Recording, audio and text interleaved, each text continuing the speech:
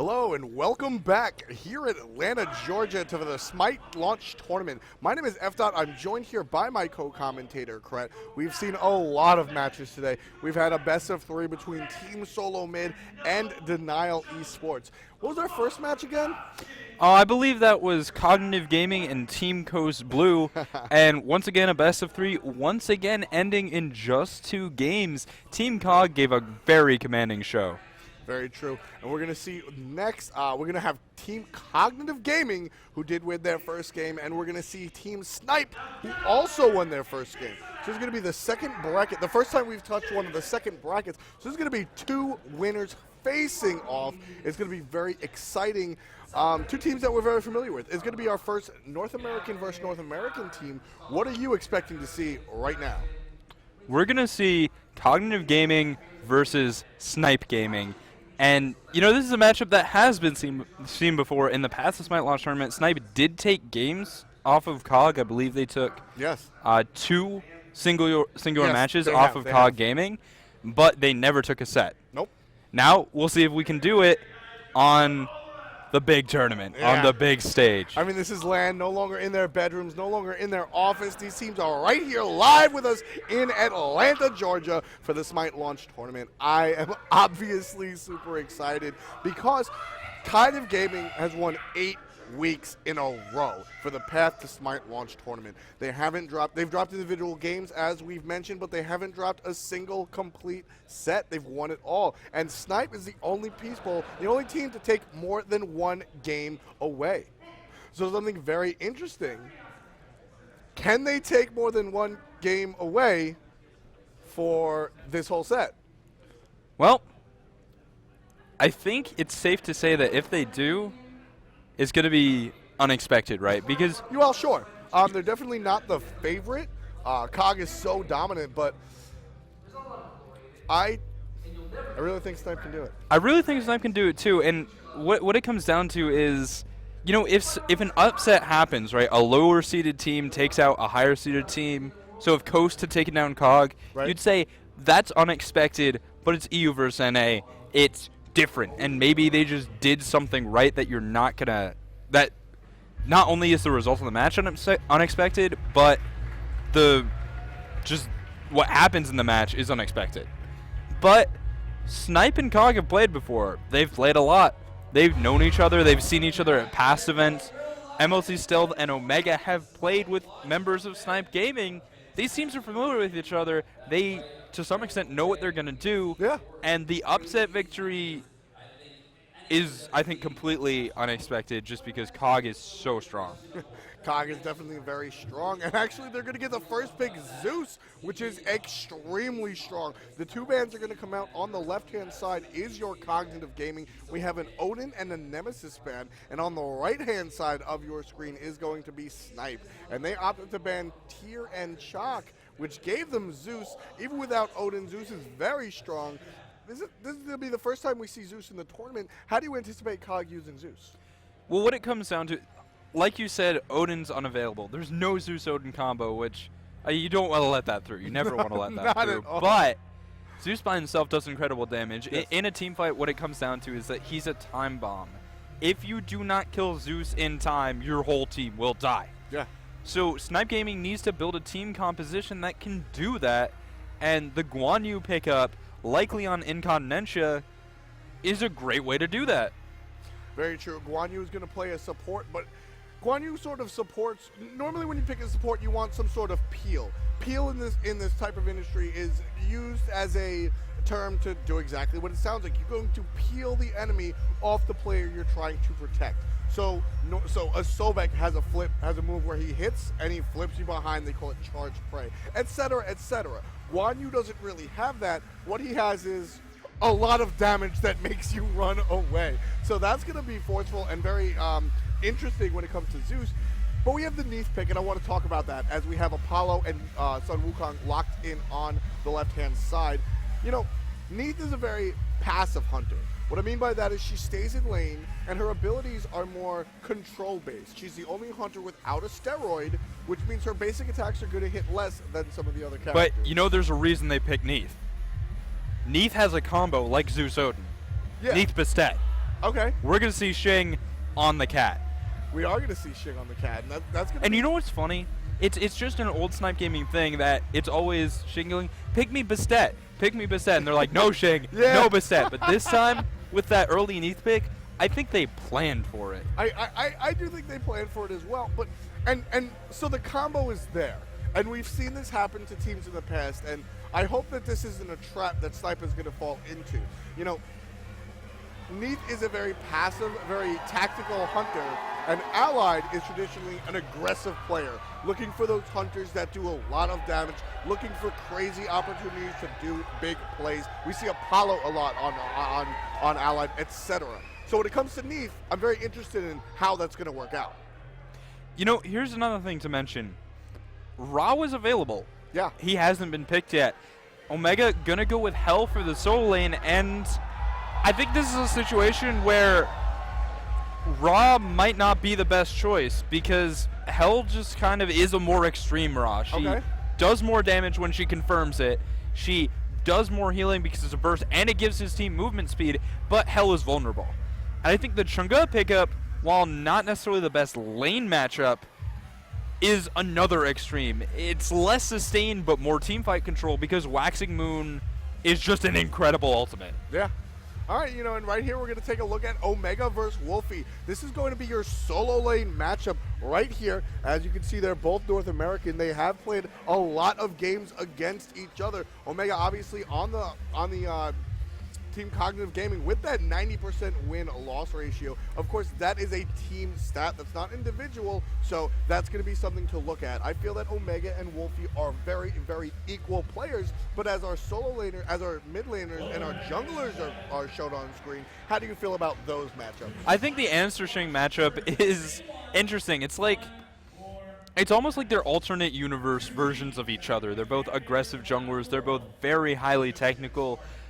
They're both very intelligent. They both are prone to over-aggression. They both are very good at tier. It's just the similarities continue and continue. And, you know, seeing the two of them in person just really makes you continue to think. I honestly, I feel like if Xing hadn't been a member of this community for so long, you'd see people going, oh, hey, Xing, and it's Answer, or vice versa. It's very true, you know. Yeah, I love that he said sort of an alternate universe. They're very, like you said, all the gameplay styles, and you just saw a picture over there, but, you know, Cret and I have been around these players, and Xing and Answer, they're both not the tallest people in the world. They both wear glasses. They're both careful with their words, loud when they want to be, but in general, they're generally soft-spoken. And the most important thing is they're both extremely likable individuals. You know, Anister is just very calculated and very interesting to talk to, where Xing just likes having the time. So, and I think that's one of the constants you find here in the Smite community is that everybody here is just interesting, and everybody here just loves the game Smite. Well, let's play it, and you know what? Let's change it up. I'll introduce our pristine side team. It's going to be in the middle lane, MLC Stealth on Zeus. In the solo lane, Omega on Hell. In the jungle, Xing on, Andenster on Thor. See, I did it. They're interchangeable. In the duo lane is going to be Barracuda on his signature Apollo, and Dare to Care on Sun Wukong. Why don't you take it away for Snipe Gaming? All right, and representing Snipe Gaming in the long lane is going to be Incontinentia on that Guan Yu support, laning his ally, his hunter who's playing Neath. Nick is going to be the Isis, taking up that center or mid lane role. Wolfie 2032 is going to be featured in that solo lane, and Xing, the cat, in the jungle. And let's talk about what Snipe did at their level 1. They had Incontinentia solo down the mid camp, while Nick helps the blue. It's going to put Allied a little bit low on health, but it secures both objectives for the team, and that's going to be very, very helpful. The other thing to note is that Incontinentia is not going to pick up the blue for himself, as we did see on Denial with Jeff Hinla. So Guan Yu's mana can get empty very quickly if he elects to use his heal, if he elects to use Warrior's Will. If he just sticks to Talu Assault, he'll probably be fine. But Guan Yu, I mean, he is a healer, and you want to be able to use that ability. And there is, once again, that beautiful 2014 convention skin. Dedicare already at about 60% HP. so that's going to be a lot of damage and a lot of poke. Let's check over to the middle lane. We have MLC Self providing a little bit of poke, a lot of bit of poke onto Nick, forced to use his Wing Gust defensively. That Chain Lightning bounced, and so did the basic attacks. We take a look at the solo lane, which is not solo in the beginning of the game. Most of the time, the junglers elect to sit and wait and hang out with their teammates, their compatriots, their brothers in arms. We have Wolfie and Xing and Omegatron and Anderson in this solo lane. Normally, we're going to see a little bit of aggression right here, but not good for a kill unless it's explicitly there. And here's that exactly what I was talking about. Omegatron uses a couple of abilities, gets Wolfie down to 70, and backs off because he's not right there to kill. Right, so the mid camps are going to be spawning soon, and the question is, who's going to be able to rotate and when? The jungler is still in that solo lane. Cognitive getting pressured in the dual lane, though Incom Ninja has taken a fair amount of poke. It looks like for the dual lane rotation, it's going to be a little bit stronger coming out of Snipe Gaming right now. Yeah, Snipe's actually going to opt to bring the Hunter out of lane, something that's not seen very often, especially with his team. But what it's going to do is it's going to completely secure this mid-Heartbeat camp for them, and it's also going to provide a little bit of the bonus. Oh, Zeus had 3 stacks on Wolfie, though. We're going to see the Spirit Ball appeal, but Wolfie's going to get taken down. That's first blood, but Answer, he's overextended for it, but Zeus hit 5. That's another kill. MLC Stealth takes down Xing, but Answer dies for it. Now Incom Ninja looking for stealth. He's got the Talu Assault. The damage is there. Allied is walking over, and looks like he's fast enough, but Inspire from Omega actually sprinting to get in range will save MLC But Stealth. Spirit Ball's going to lock down to care. Caught out into the Wing Gust. Though, the last one just missed Kret, so it's not enough to take down that kill. But we did get the Logitech first blood in that last play. Beautiful play over by the right mid. Harpy is going to be a big deal. And as my man Kret said right here to my right, Zeus hit 5, provided some zoning, and allowed them to just take them down. So excellent play. Net 2-1 encounter, and we have right now Cognitive Gaming in the lead just barely by 800 gold. And the other thing to note is that both of these junglers lost their red pot. They're going to be missing, I believe, 20 physical power, which is going to slow down their clear substantially. It's going to mean that they're going to spend a little bit more time taking farm from the lanes. We did see Xing stop by in the middle lane. Stealth is going to have Answer's lane taking a little bit of experience as well, and that's just par for the course, because if you can't quickly and efficiently clear your jungle, well, get some experience somewhere else until you can. Yeah, I mean, that's the name of these games, Kret. When you're trying to play Smite, it's all about efficiency. You don't want to spend, idle time is the devil's playground, is the old idiom. And in Smite, it doesn't exactly apply directly to morals, but it applies to farm. If you have idle time and you're not doing much of anything, you're not getting better. And when the level cap is 20 and it's a rush to 20 to be better than your opponent, you have to find farm in all the corners of the earth. So we see these jugglers heading to lanes, taking some of the experience away from their friends in order to provide some of their own farm. So that's what they're going to be looking for, and we're going to see the junglers playing a role in these lanes as opposed to in their jungles as we're used to seeing. Right, but they will be returning to their jungles just to clear out the camps. You don't want to leave yourself open for an invade. Xing currently taking a speed buff, likely going to help Wolfie with that blue, as Wolfie is getting a little bit low. Hell does have the better side of this matchup, as she just hits harder and heals harder. Oh, yeah. But Wolfie does have the advantage of built-in healing reduction that lasts 4 seconds. It's very true, But there's more to Hell than just her heals. Once Hell reaches level 8 or 9 as Xing clears this blue buff, it'll be able to one-shot the entire wave. Walk up, use one ability, I believe it's Repulse, and it will just knock out the entire wave. So once again, once Hell, we're looking for level 8 or 9 on this Hell, which is the point where Hell really turns into Hell. And it's very important at that point that you shut her down. Also worth noting, both solo laners are going to opt to build Doom Orb. We see the Radiant Orb on Wolfie, and actually Omegatron built Lost Artifact, so he's not quite at that point. But for those of you that are new to the game, Lost Artifact builds into Doom Orb. Doom Orb is a high-risk, high-reward item. Every minion kill that you get adds a stack. Every stack adds magical power to an absorbent amount. The caveat, Kret, is if you die, half of your stacks are eradicated. So it's very high risk, high reward, and you have to be a confident player. That said, this is the best of the best, Cret, and both of these players are very confident. Yeah, but I think Omega is in a dangerous situation because he's hell against Neath Bastet. But right in the middle lane, there's a huge engagement. Anderson not going to be able to get up into the air after the circle of protection goes down. He goes down as well. Barracuda rotating over to provide some help, but Snipe, understanding that that rotation is coming, backs right off and makes Barracuda waste his ultimate. Meanwhile, in the long lane, Neath, Allies just hanging out by himself, getting some solo farm, pushing those minions on the tower, and finding a safe time to recall to base. And that's the combo I was talking about. Neath Bastet, World Weaver hits you, cats stick on you, they ensure that you get slowed. It's just bad news, and we saw that in the middle lane, taking down, I believe it was Ananster. It was. But it's also something that we could very well see in the solo lane taking down Hell. Oh yeah. And part of that is Hell doesn't really have any escapes. Hell, the only Hell escapes that Hell has is her movement speed. That comes after a heal. So without that, there is no jump, there is no real protect. There's nothing Hell has. So as my coworker said, Cret, Hell is very defenseless essentially, and that Doom Orb is especially dangerous. But the upside is also especially dangerous. Should Snipe allow Omega to build up these stacks, watch out. Hell will be able to burst your team down extremely fast, probably before you even know what's going on. Yeah, and the real big point for that is around level 13 or 14, which is when Hell has both the, I believe it's Decay and Repulse maximized.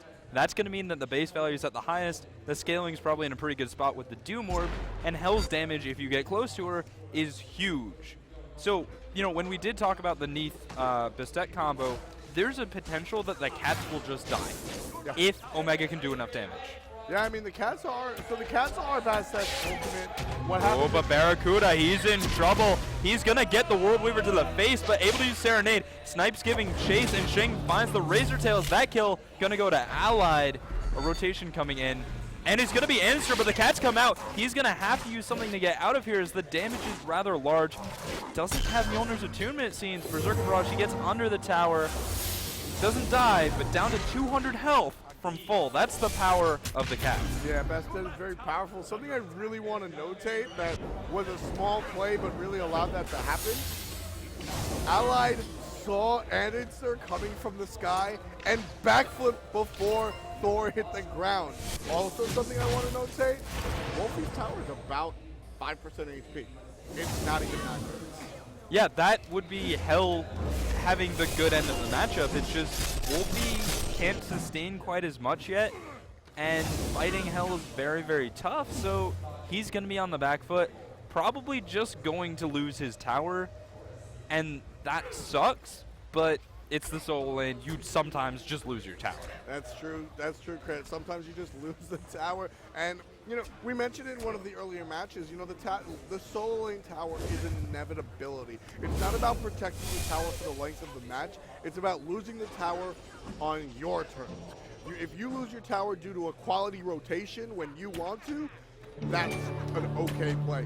If you lose your tower while you're sitting there and you just outpush, that's a different story, and that's a win for the enemy. Dare to Care, Allied being pressured a little bit, a great play using the Spirit Arrow to root Dare to Care in his tracks, backflip away, great play from Allied. Oh, Thor's up in the air, over the middle lane, he's going to land on Nick and find the Sun, Lightning Storm comes out, but Nick able to get out of it. Will get 3 stacks, heals up with Circle Protection. Meanwhile, the cats take down Omega in the long lane. That's going to be a nice kill there. So 2 ganks come out simultaneously. Snipe coming out on top. Yeah, that was a great play. Snipe actually converted that. Now Andy stuck in his own jungle. Wolfie and Shing taking a look at him. Cognitive Gaming.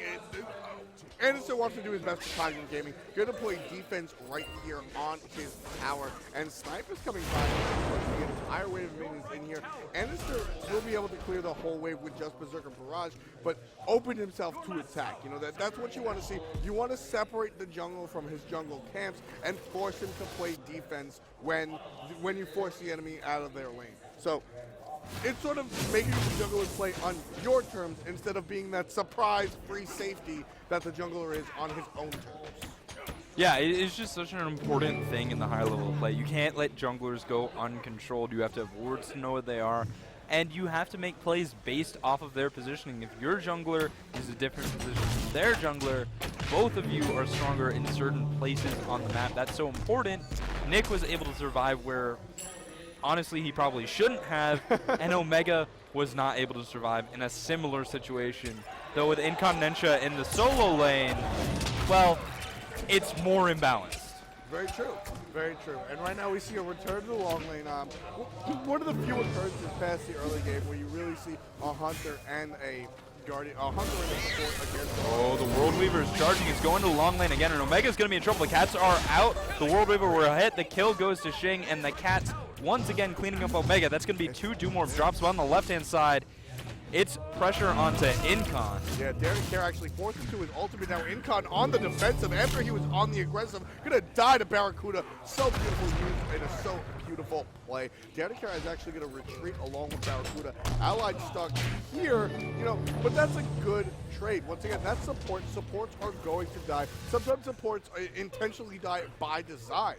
And if Dare to Care, and if the Incontinentia is going to die, so that he can provide a little bit of zoning and take the poke, while Neith is immobile during her ultimate to provide the gank on the solo lane, that's totally fine for everybody involved. Oh yeah, and that was a very important gank because it's a second kill to the Doom Orb. Exactly. It's reset twice, probably down around 15, let's call it. Whereas Wolfie's full, he's more powerful than hell right now, and that's not what's supposed to happen with this matchup. Yeah, that's not a frequent happening. You know, a lot of the gods are balanced, but they're not balanced in one situation.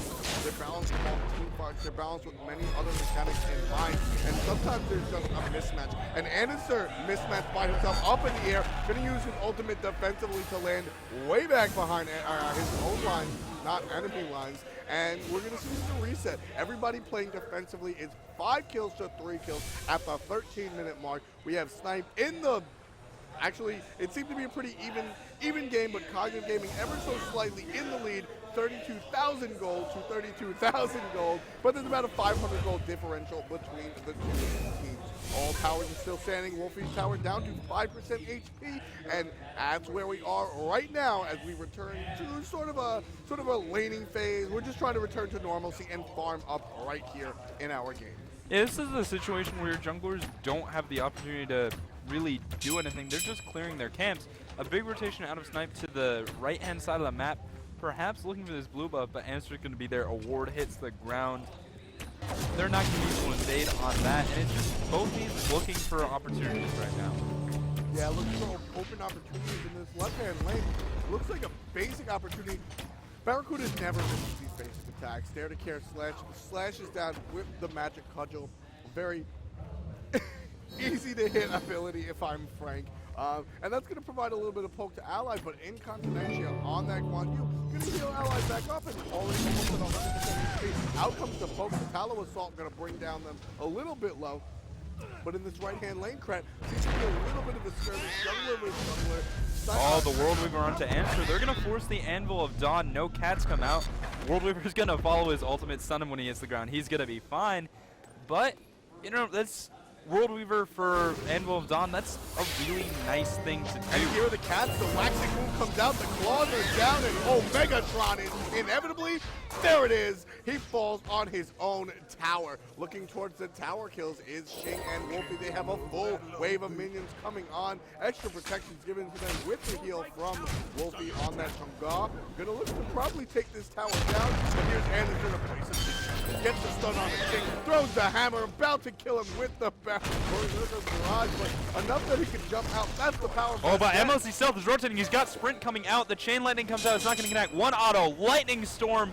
Third. It's not enough damage. He's able to get out. Xing will survive, and you know he was just yelling, help, help, help. Man, you know, so they say Cats have 9 lives. I think Xing only has 8 left. He survived by the skin of his teeth right there. Kret just able to get out. And, you know, this is something interesting. I sat here at the 7-minute mark saying, Wolfie's tower is at... You know why he survived? He bought a cloak. He did. We see an early defensive item come out on Shing, providing him a little bit of magical and physical protection and a little bit of HP right there. But as I was saying, at the 7-minute mark, Wolfie's Tower looking like it was in a dire situation, 5% HP. That's the beauty of this game right here. You know, all you need to do is make a couple of plays right and bam, instantly the other tower that was at 100% HP down for Team Snipe. There we go. We are at our first lead change of the game at the 16-minute mark. Our first tower goes down. 39,000 gold to 38,000 gold in the way of Team Snipe. They're our first leaders in this game 1. Yeah, but it might turn around soon as Wolfie has elected to back.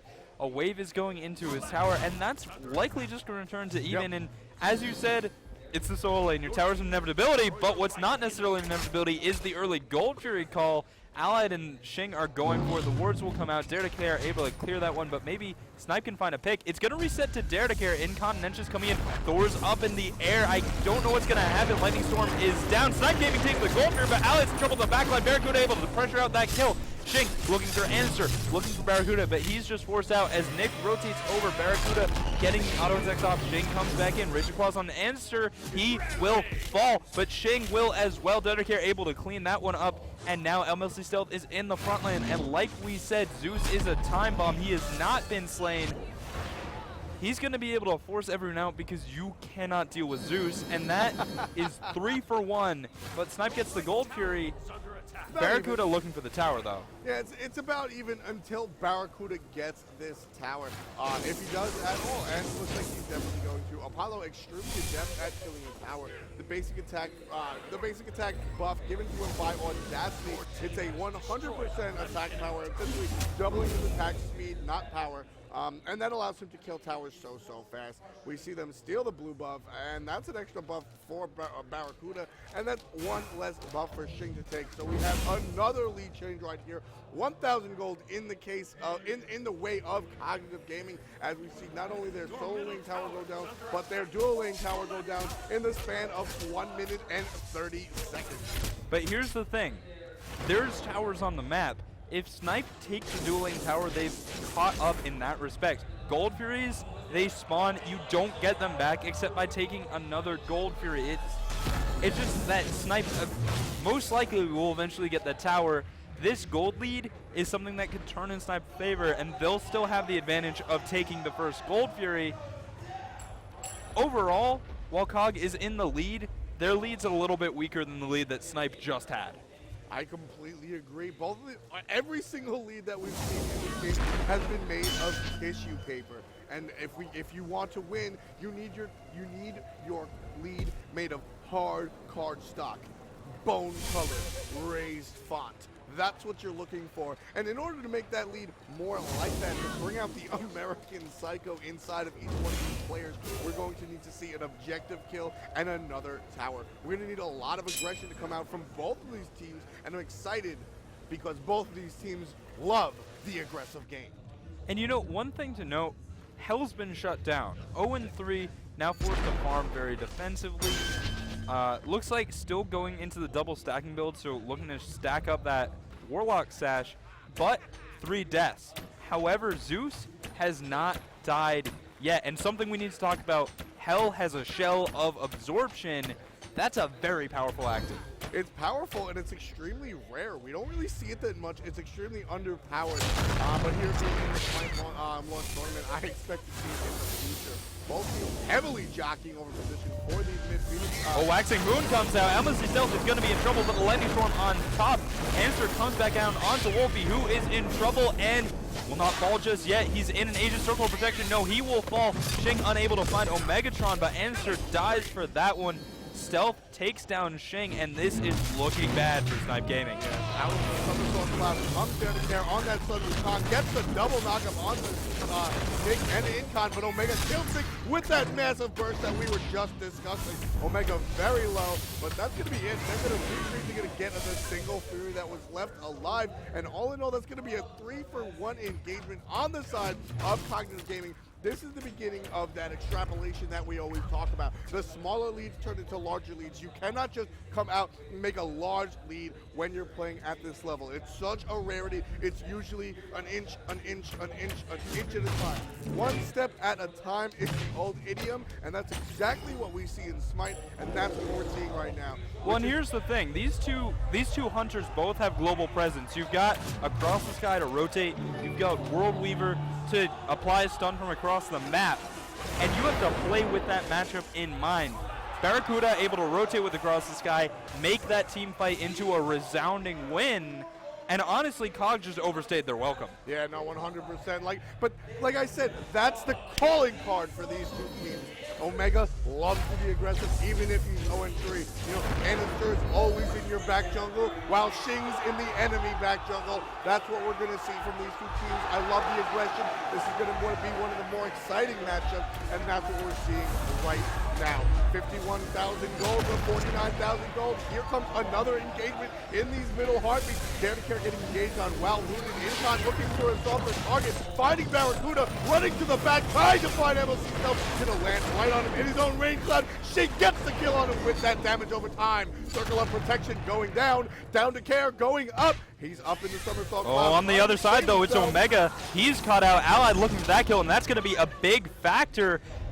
This team fight very much in favor of Snipe. Yeah, I mean, they've lost the past 3 consecutive team fights, but that's the team fight that matters. That's the team fight that's going to walk into the gold series. 52,000 to 51,000. Just wait 1 second. Now it's 52,000 to 52.6. Snipe sits pretty at a 400 gold lead. Like we said, it's not much, but it is something, and it's those small steps. All Snipe is saying is these boots were made for walking, so we're going to walk all over you. We'll take your team fight, we'll take your Gold Fury, and it's looking like they're going to take their mid tower. Yeah, and that mid tower is very important. It's going to catch them up on tower kills. Now sitting 2 tower kills to 2 tower kills, but Snipe's still up by a Gold Fury, or by 2 Gold Furies, yes. I'm sorry. And that's going to be a very big factor. They now are in position to extrapolate their lead, and once again, the Gold Furies, you never effectively lose that gold, but you do effectively lose the tower gold. Yeah, you know, I always say, you know, when it comes to objective kills and when it comes to player kills, players and objectives respawn. Towers do not. Sitting at the 23-minute mark, we only have 4 towers on the side of, we have 4 towers for both teams, 53,000 gold on the left, 55,000 gold on the right. This team Snipe now has a solidified lead. They can very much come from behind. Only 1,000 gold, so it's still anybody's game right here at the 23. All right, so we're gonna see, looks like Cognitive Gaming just grouping up, taking that left mid camp, and remember, while mid camps are less an objective right now, there's still a way to obtain farm and obtain gold for your team. They're still worth getting, they're still worth contesting, but they no longer matter as much as they did. What does matter now are Gold Fury, Fire Giant, Towers, Jungle buffs. The reason jungle buffs matter, less about the golden experience, more about the fact that the buffs actually are very much a big deal right now.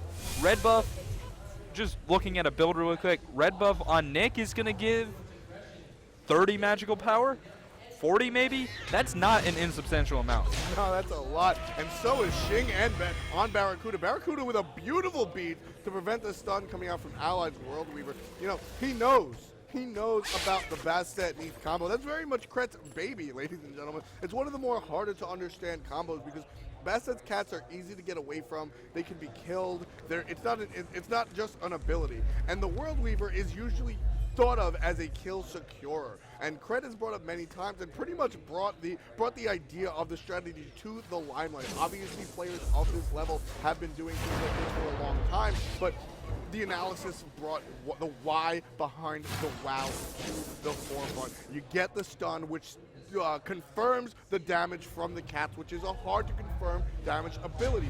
Barracuda knows that's coming. He's one of the best in the game, one of the best at his positions, sees the target on himself, hits them beads, and makes sure he doesn't get stunned. Because of that, the cats never come out. Shing makes the right play, plays cautiously, doesn't sell it, and in turn sells his safety. And even then, it's still a win for Snipe because World Weaver for beads, hey, that's not too bad. World Weaver is not an ultimate that you use in a team fight, and that's very important to remember. You use, looking at these players, every other ultimate is used in a team fight. It's a factor in that team fight. World Weaver, much less so. It might come in handy, but it's not obvious. Right, you know, in order to use the World Weaver in a team fight, you know, you have to stand still, you can't use abilities, you can't move. A lot of things have to happen, and it really makes you more vulnerable than anything else. And right here, we see a 2,000 gold lead building up for Team Snipe, and because of it, we see a very defensive build coming out of Cognitive Gaming. We see two Magi's Blessings, which are going to provide not just protection, but it's going to provide a lot of CC immunity. Those bubbles around these characters mean that you cannot be crowd controlled. Of course, that is stun, knockup, etc. Anything that prevents control of your character. These Magi's Blessings are going to absorb at least one every 30 seconds. So building very defensively is Cognitive Gaming in response to the type of kills that have come out. The World Weaver kills, etc. But here's the thing, when it comes to the actual team fights, those Magi's Blessings are very easy to remove. Of course. Ice is silent. Neath Spirit Arrow are not super important crowd control abilities. They're very helpful. They're very useful on those characters, and they can make all the difference in the world, but they're not Waxing Moon. They're not Cavalry Charge, and you can use them as fodder to remove the bubbles, which is what Snipe's going to look to do when they get the opportunity. And just expect to see Nick going for the Spirit Balls whenever he gets the chance because, hey, maybe you can get something off of them not having that Magi's Blessing. Very true. Very, very, very true over there. Dare to Care and MLC Stealth are hiding behind this bush. They want to make something happen, Cret. They're looking. They know that they need to make a pick because when you're behind like this, that's what you're going to look to do. You're going to look to get individual picks rather than start a team fight that you know you cannot win. Shing and Wolfie are going to duel down to orange, but sitting at level 20, we actually have such an experience differential between the two teams. The blue team, Snipe, is Cognitive is actually has a higher experience difference, but per player, Snipe has 4 level 20 jumping positions to only 3. The stun is going to miss from Anister in the middle lane, so what could have been an engagement is going to be more passive play. I keep talking about how aggressive these teams are, and we've seen a little bit of it, but at the moment, Cret, you know, Cognitive is scared to fight. Well, they're not giving each other the opportunity, but we are going to see the gold tree pulled, and that's Snipe saying, okay, we have a slight lead. We feel confident about our positioning. We have Waxing Moon. Come get us. Exactly. But, you know, on the other hand, Cognitive doesn't have eyes on this. Snipe's just going to take it. Dare to Care comes in. Answer's up in the air. This is just going to be a fight. The Cats are out onto a mega circle of protection. It's only going to hit Dare to Care, but MLC Stealth dropping to about half. He's in trouble, and he's going to be the first death in this fight. But now Nick is low, and it's just becoming chaos. Yeah, Nick is trying to get out all the way in the back. Looks like that's successful. Allied is the next target for Team Cognitive Gaming. A little bit of this, a little bit of that, and Allied turns it around, brings down Anister, and out comes the World Weaver. Going to stun Omegatron. Wolfie looked like he wanted to go grab that, decided to turn around, look for the next objective. They're instead going to go retreat all the way and sort of get some minions. I think they want to push this tower, but Cognitive Gaming is ready and waiting. You know, this is a situation that sort of happens backwards. A lot of times you see a fight come out, crazy events go on, and then you hit the objective. Well, they hit the objective, and then they got the crazy team fight. So what do? Like Cret said, they're going to siege it. It's 4v3 right now. Incog still has his Magi's Blessing, and they're going to look to put pressure on his tower. And you know, when it comes to that team fight, oh, hold that thought. Shing is going to go aggressive, taking a lot of damage, will jump out. The tower hit follows, but it's going to do less damage. He's not going to die. The damage still coming out from Snipe Gaming there. Got Dare to Care very low. A nice double stun coming out from Nick. He's going to allow a Megatron and Dare to Care get picked up. Barracuda able to sprint away, but the tower will fall. Nicely played.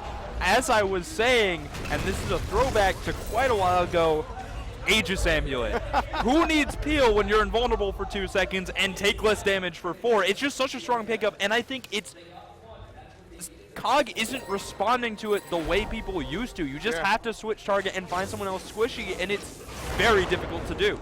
Yeah, and I mean, that right there is quintessential of these teams. That is what I was speaking to. That is what I was speaking about. It was 4v3, and Snipe didn't wait for an opportunity. We see a lot of the other teams that we watch today sort of wait for opportunities and excel from those situations. Snipe knocked on the door, X that. They kicked down the door. They walked in and they just took it down. They just took it away. They didn't even wait to get hit by it. So great play coming out from Snipe. Very aggressive and very much to their motif. Very much what Team Snipe is about not waiting for a perfect opportunity, but making sort of a situation in and of themselves, making it happen, making it work, making their own victory. At the 31-minute mark, we see our first real lead, 71,000 gold in juxtaposition to 65,000 gold on the other side for Cognitive Gaming. Snipe is leading with 14 to 19 kills. We'll see if Cognitive can keep it up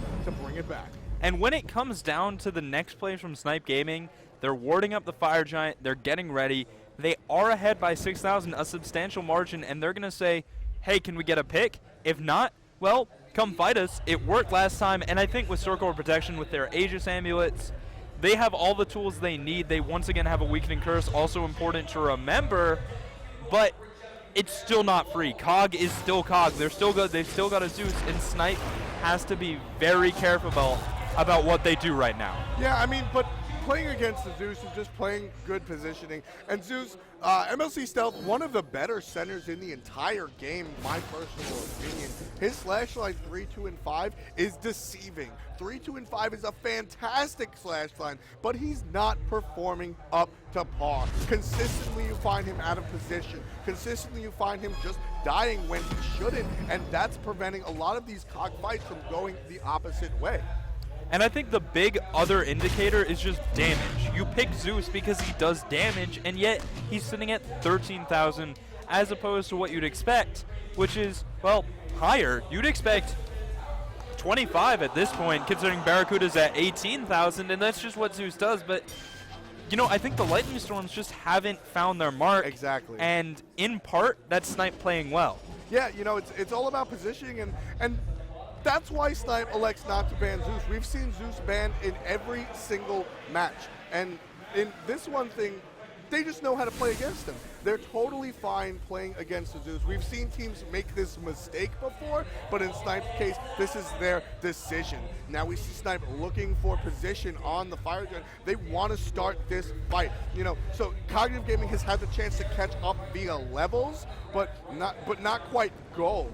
And Snipe knows this, and they want this fight. They're gonna force this Fire Giant, or they're gonna look for a pick and then force the Fire Giant to force a fight right here. Very aggressive play, like we saw with the solo lane tower earlier. That's what they're gonna do similar for the Fire Giant in probably the next 5 to 8 minutes. Oh no, there's the Fire Giant right now. Right they here. see Barracuda in that left-hand lane. They know.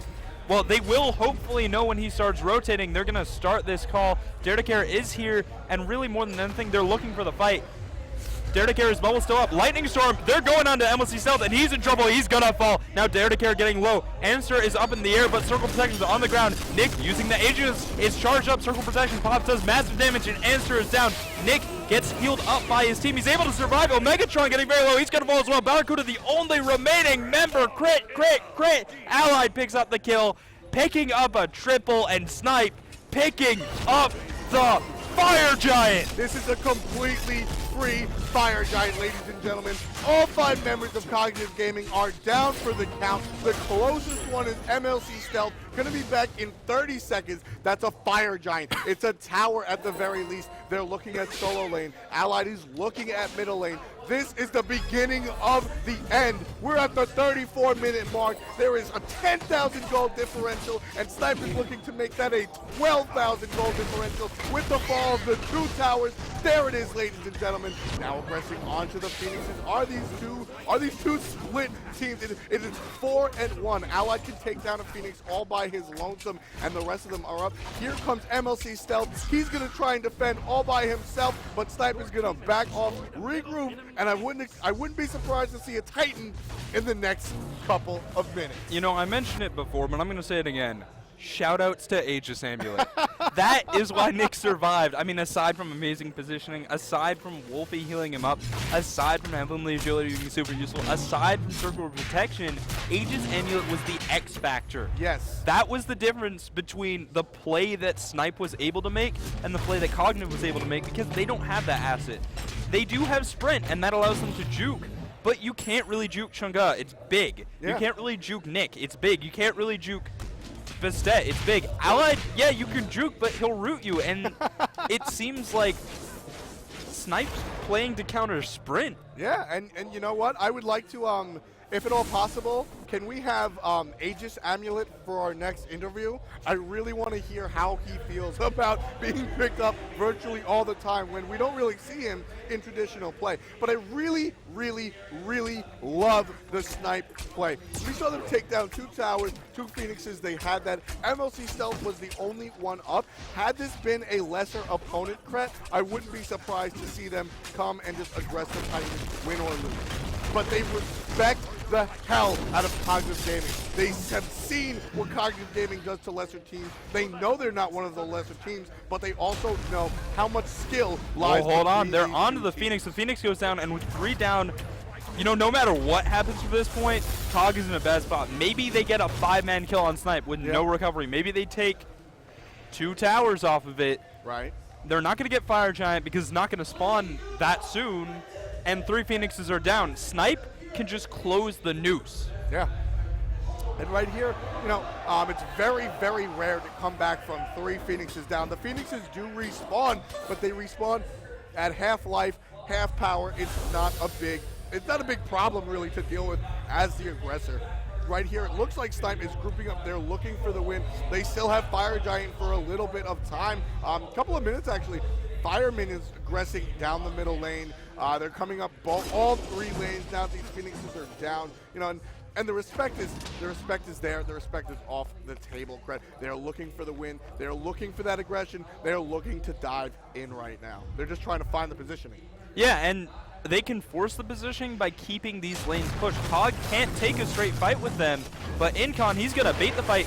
A lot of damage and CC coming out onto him, but the healing exists, and he's just staying back up. Dare to Care actually gets bursted down to a quarter, and there's up in the air, circle protection on the ground, and it's going to be the all-in play for the Titan. The Titan sitting at 25% health. It's going to go down. It was bursted down before Cog could even kill anyone. Isis is really good at that. Isis is great for that. Right now, we get the beautiful shot of Team Snipe. Your victor. Look at Nick right now. Just look at his face. He's like, yo, Isis!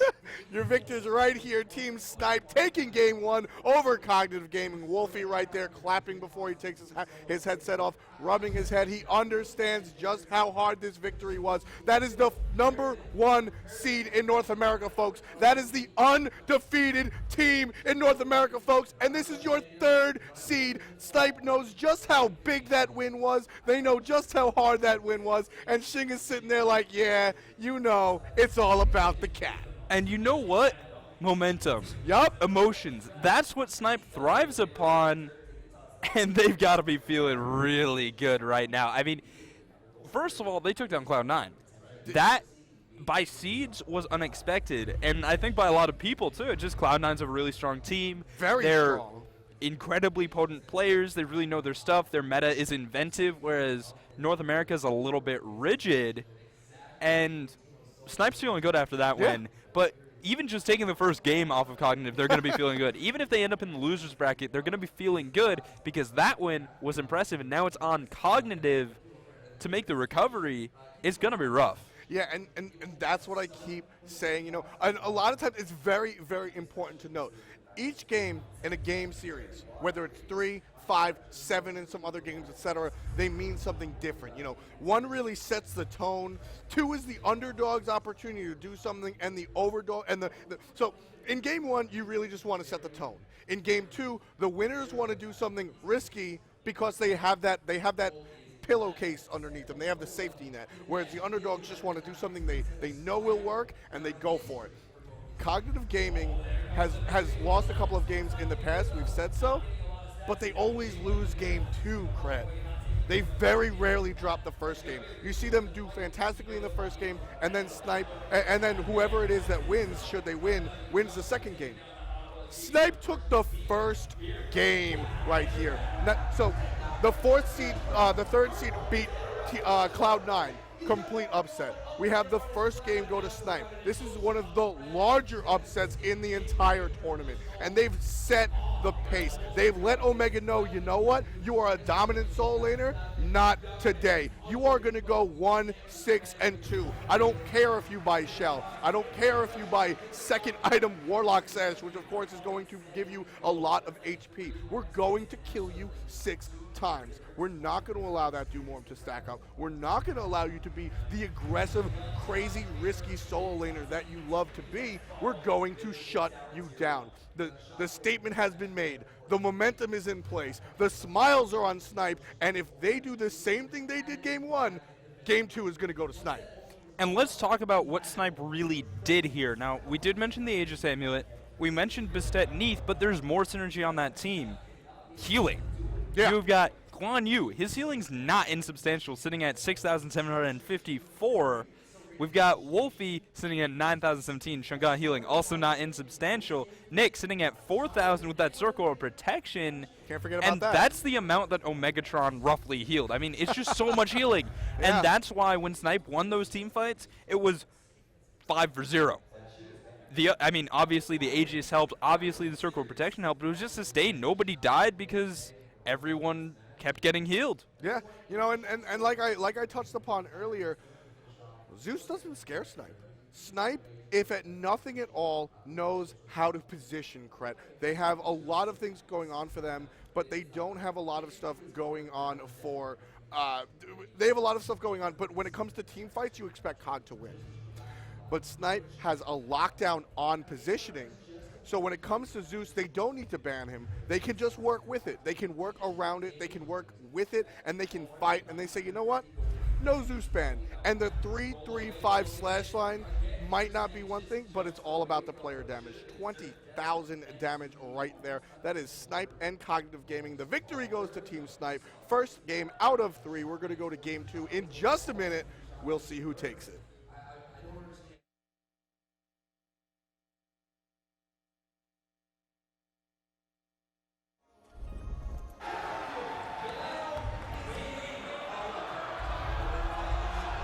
And we're back, Smite fans. We're back to see game 2 of the next match. We have Team Snipe versus Cognitive Gaming. Snipe with one of the more unsuspected victories. They won in extreme fashion that last match. Not just a sneak snipe, not just a sneak kill, Kret, not a sneak from behind. We'll kill the Titan with 3 players. They came with a vengeance. They won a 15,000 gold lead. I mean, it's just astonishing play. Snipe's team fights were unimaginably good, unimaginably dominant. Now, they're going to be giving up first pick to Cognitive Gaming, having lost, gets the rights to choose between first pick, first ban. They're going to take first pick. So Cognitive Gaming in first pick, once again banning Odin. They don't want to deal with that one. What's Snipe going to choose to ban? Snipe's going to pick Chalk, but I'm cheating because we see. But yeah. As for the second pick, you know, I think they're going to target Aninster. Okay? Barracuda. Tyr? Aninster. No, but you think it's going to be Tyr? It might be Tyr. The Thor didn't really impact, and so it might be Tyr, and it actually definitely is going to be Tyr. So shout out to me and Kret. Great call right there. But so the reason I say that, as Zeus is highlighted, Zeus is going to be picked, and Cognitive is going to hope that Snipe just can't deal with it this time, I guess. Maybe we'll see Omega play it this time. Safer in the solo lane is that Zeus. But so you have Barracuda, who's a very stoic individual. He wins and losses don't really affect him. He does what he does. He'll always hit shots. Sometimes he lose. Like, he's just going to be Barracuda. Okay. Omega, a little more prone to some of the slipping that comes with the momentum. But not so. A lot of these players, basically what I'm saying is they're very stoic. But Aninster, for better or for worse, is an emotional player. When he does well, he goes 11-0-9. We saw that with Chalk. When he does well, he goes 12-0-13. That's just what Andy does. But when he does poorly, Kret, we see quite the opposite. So knowing that that's how Annister plays, they're going to ban out his two characters, Shock and Tear. They're going to force him to play something that he's a little less confident in and hope that he can spiral out of control all by his lonesome, while Snipe just does exactly what they did the last time. They're going to pick up that Neith. They're going to pick up that Guan Yu. We're going to see what the two next picks are going to be, but I'm pretty sure they're not going to deviate too much, being I as don't they think won they so need to. drastically. You know, they used Neith Bastet to counter Hell, but I think it works very well against Zeus, and I think that was their plan originally, Yeah. and then Omega kind of played into their hand. So we do see Isis once again. That's meant to deal with Zeus. It's going to help against Geb as well. We're going to see the Aegis again, but this time it's going to be a Hell for Wolfie, and that's a character he plays very well. And I don't think they think Anser's going to pick Bastet, or maybe they're not planning on Bastet this time. Annister doesn't traditionally play too much Bastet, so they're probably banking on that. But Xing, one of the things that makes Xing is that you can't ban him. You can't outpick him. Xing will just play whatever. There are very few junglers that Xing just simply can't play. You know, trying to ban him or outpick him is a fruitless effort, essentially, as we see Omegatron pick Vamana and a Hun Bat's pick for Annister. I know Annister, since the attack progression change, has really liked Hun Bats, and he's somebody that he hasn't played too often in an attempt to really hide his real intentions. So we're going to see what Xing's pick is right here. What do you think, before we get to see, what do you think he's going to go with? I want to see Ymir. I think it's between I would love to see his jungle Ymir. I would love to see that. Because that could wall off Amana, that's really powerful. Uh-huh. Or it could just be Bastet again, but Bastet's only against Zeus. Nonetheless, they don't want to let that Zeus through. So I think Aegis Amulet is once again going to be huge for Snipe Gaming. It's a perfect counter to Fear No Evil. Of course, it really is. Well, the thing about Aegis Amulet, and this was a change when the active items split, you can Aegis out of crowd control. Yes, you can. And so it's just a great way to counter Fear No Evil. It's good against Zeus. It's good against Geb. It's pretty good against Vamana. And then Bastet just going to get the pressure damage onto Zeus. Hell going to keep the team alive and effectively be, I mean, no stun, but a stronger Chunga. Yeah, of course, without a doubt. And like you mentioned before, something we touched upon but didn't talk about, Wolfie on Hell. Yeah, I know. I'm scared.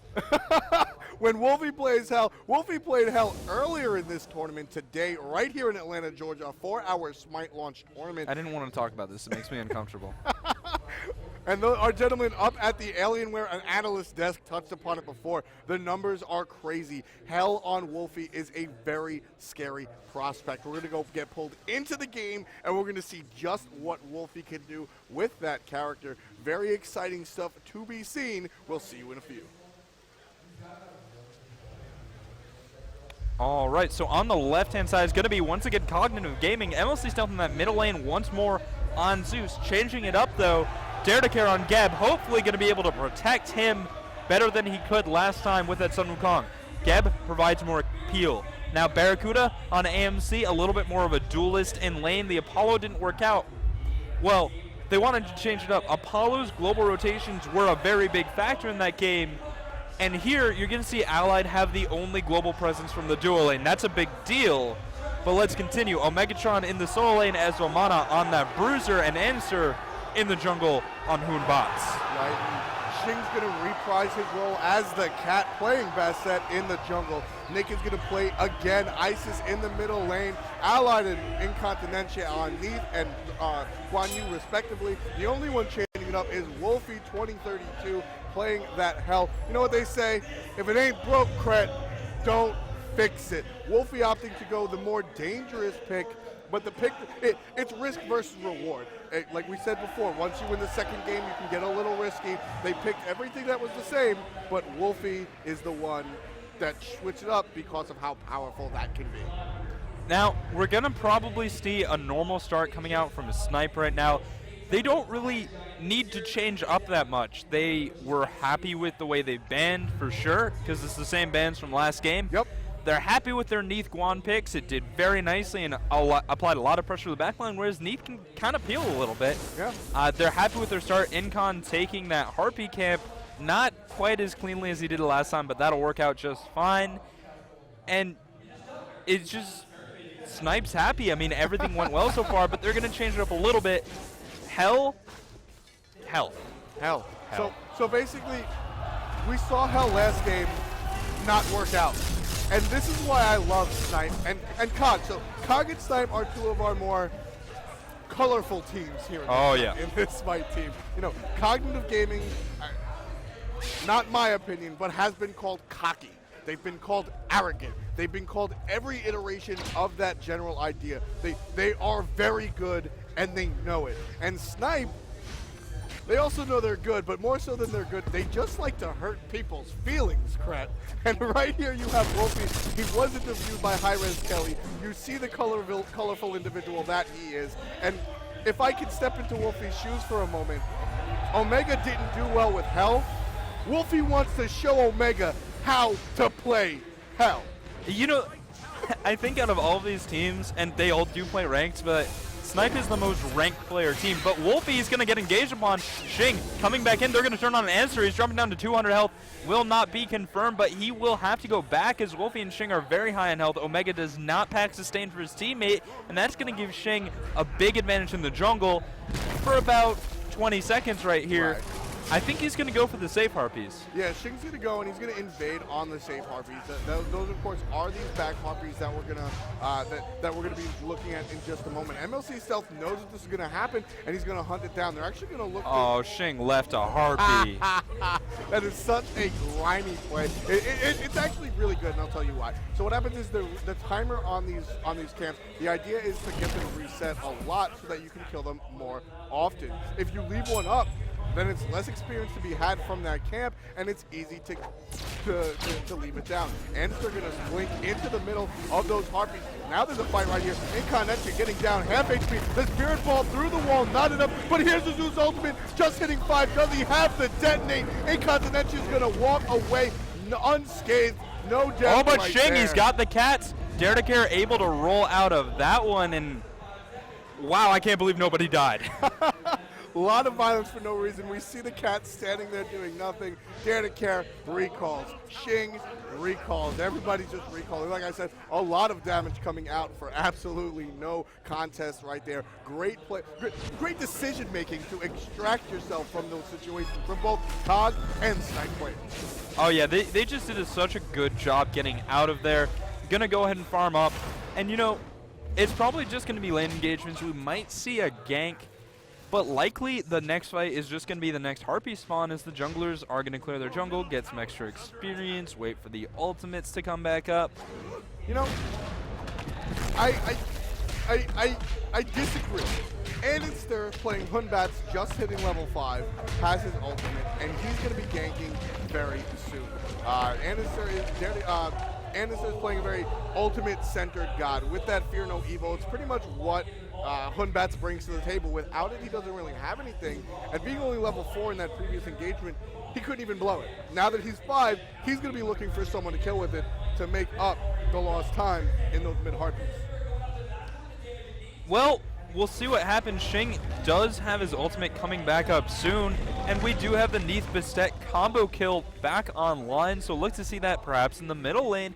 Xing is lurking, but Stealth is definitely under tower. They're going to actually find Anister able to avoid the Razor Claws. Does take a bit of damage there, and it's just going to be a reset. Oh, there's engagement on the left-hand side. First blood, Barracuda falls in a 2v2, and it's just the levels on Snipe Gaming. Yeah, level 6, level 6 against level 5, level 4. What do you do against that? Yeah, no, Allied and Incontinentia just played so aggressively, ensuring the Logitech first blood for their team. We're now sitting at the 4 minute and 33 second mark. That Logitech first blood coming to you at about 4 minutes and 20 seconds. That's going to solidify the lead. We're looking at about 1,500, 1,200 gold differential with the lead going in way of Snipe Gaming. This is the foot that they want to start off against the #1 North American seed. Yeah, I mean, look at that gold lead. 1,400 gold, that's an incredibly high amount, and it comes off of rotations, mid-camps. For the time. Oh, yeah, for the time. For sure. That's very important to qualify that statement with. And the other thing is Wolfie sitting at 3,400. His opponent, Omega, sitting at 3,300, let's call it. That's a big advantage just from creeps going into tower. Yeah, and Wolfie's actually getting a little aggressive. Omegatron getting about half HP from the burst from Wolfie. Wolfie level 8, Omega also level 8. Difference is, Omega's just going to pop an ultimate to provide himself some sustain so he doesn't have to recall. He saw what happened when Wolfie could stay in lane and take down a tower, so got to be very careful of that for sure. The other thing to talk about is Wolfie once again going that Doom Orb. That means if he doesn't get camped, he's going to be too strong. So it forces jungle pressure on the solo lane where you generally don't want to pressure because you got more important stuff to do. And that Doom Orb is going to be finished. The other thing is, it's going to allow him to kill Vamana. He will just do enough damage. Oh, yeah. And Vamana is very difficult to kill. And, Snipe actually put on a clinic last match. Have you ever wondered how to deal with a high burst damage character with a high risk reward item? Well, you just murder them over and over. Murder's a good strategy. Murder is a good strategy, yeah, especially in a game like this. And I don't know why Wolfie's allowed to just freeform. I don't know why he's not being engaged on. That's definitely a misplay by Cog, or maybe they're just waiting for him to get a false sense of security. I think Cog doesn't really have the gank lineup. I mean, Kuhnbot's Vamana is alright, but it's not that great. I mean, I know I sound like a broken record at this point, but Neath Beset's really good at killing people, and especially killing Hell. Because of the Neath pick, it's not on the table. It allows Wolfie to play Hell without that threat being there. It's a really nice pick. Now Shing jumping over to get some farm from the middle lane. Not able to find stealth as he is under tower, and it looks like the current plan from Snipe is just to out-farm their opponents. Last time we talked about it, it was, what, 1,300 gold? Now it's 1,600. Yep. Their lead is getting extrapolated naturally through farm. Yeah, and this is what we talked about. It's all about efficiency. It's all about looking for the nooks and crannies. You have to find experience wherever the hell it's located. And right now it's in the solo lane with Wolfie on that Hell. About to clear an entire wave of minions. You'll see him right here at level 10, able to just take it out.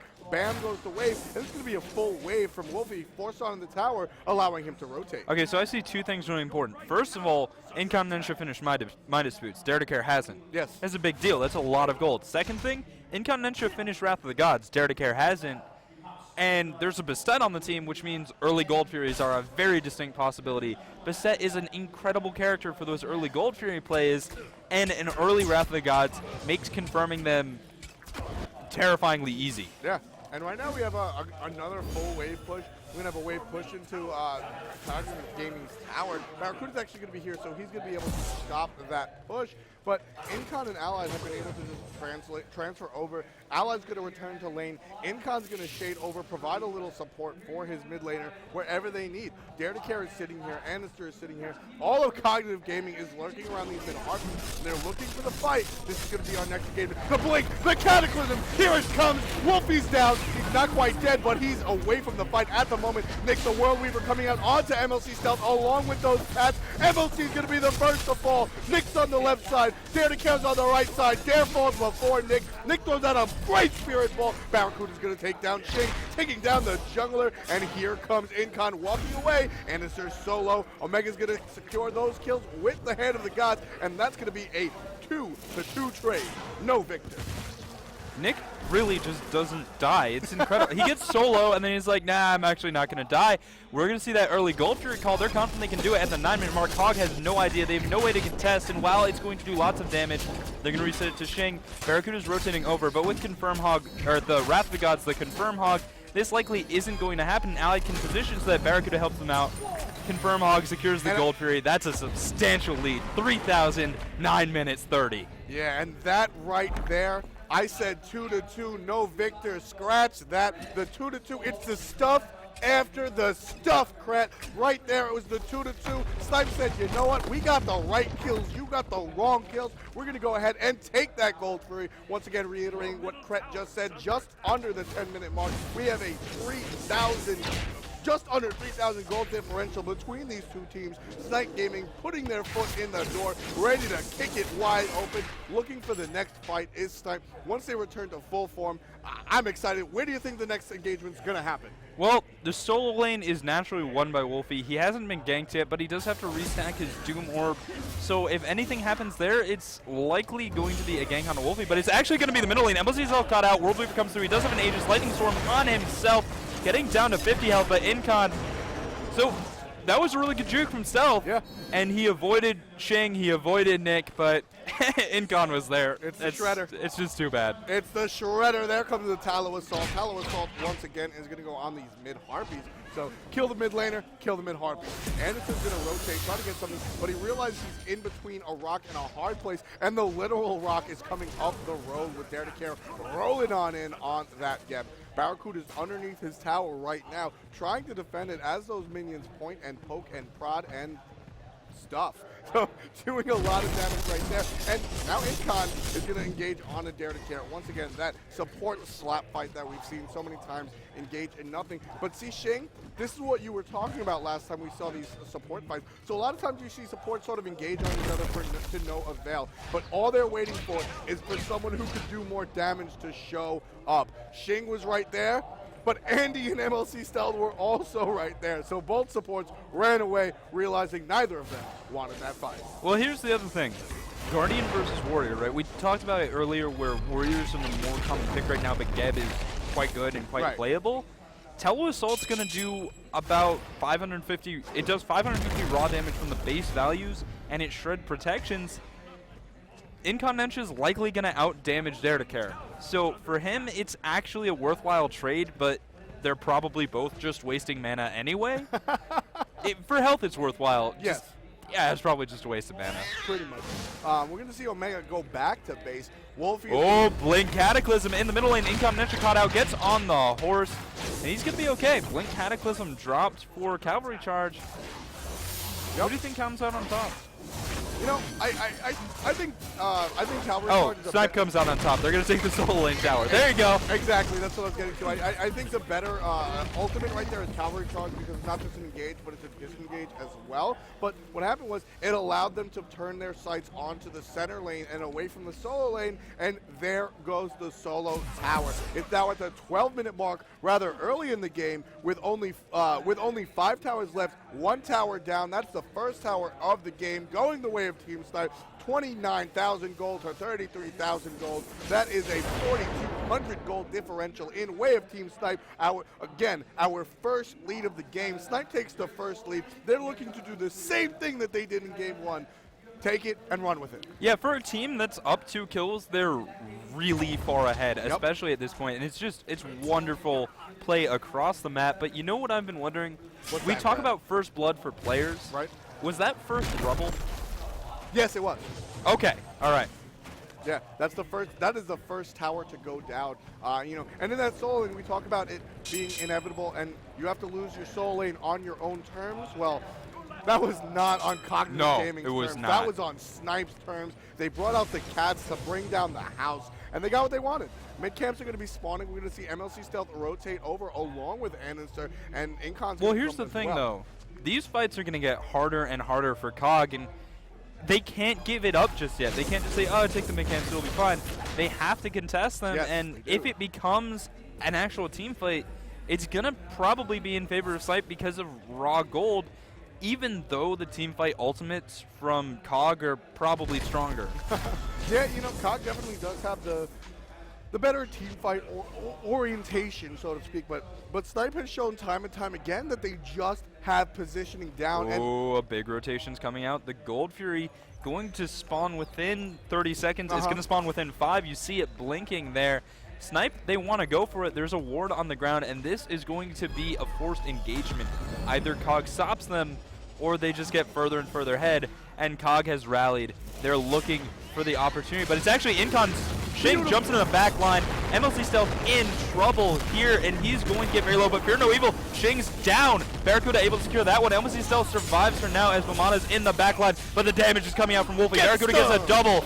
Nicely played. Wolfie getting very low. Incontinential trying to do some damage to Omega, but just extending the ultimate. Answer jumps back in. Wolfie able to survive. No, get taken down by the Umbrella Ring. Allied trying to secure it. He gets him. Now Omega's in trouble, but Incon. Ooh, this is rough. Everybody's low. Allied's low. Barracuda's going to get the second ultimate onto Incon.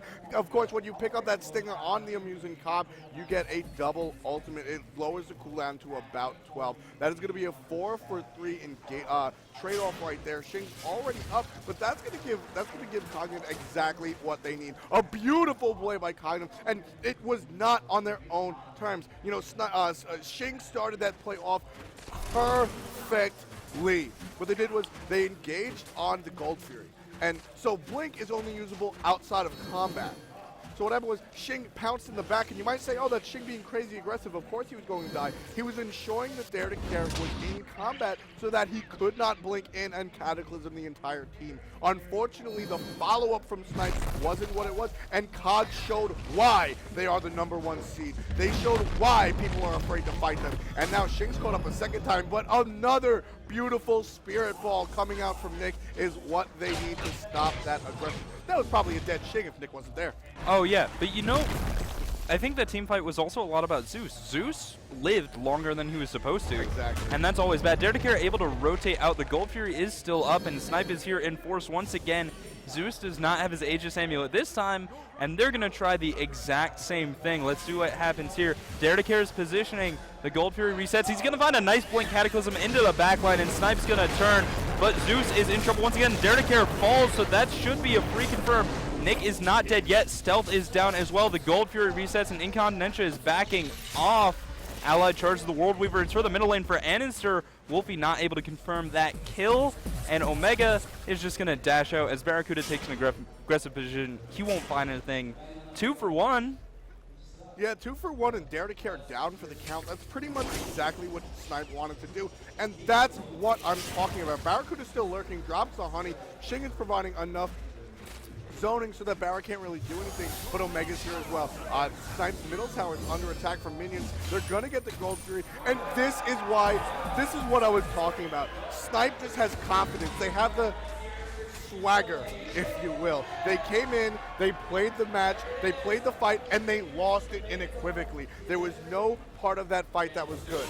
And then they did the same damn thing. They did it again because they had confidence in their play. They just didn't roll the dice the right way. Well, also Aegis Amulet was down. Exactly, but that's what I'm saying. They do the same play because they have trust and confidence in their team and their plays. They understand that even Michael Jordan misses free throws. Even Wayne Gretzky misses free penalty shots. And that's what happens when you have trust in your team and your calls. You just do it again and you win. Now at the 18-minute mark, 43,000 gold to 39,000 gold. We're at 9 and 7. The kills are close, but the gold is not. Snipe is sitting in the lead, 1 game up in this best of 3.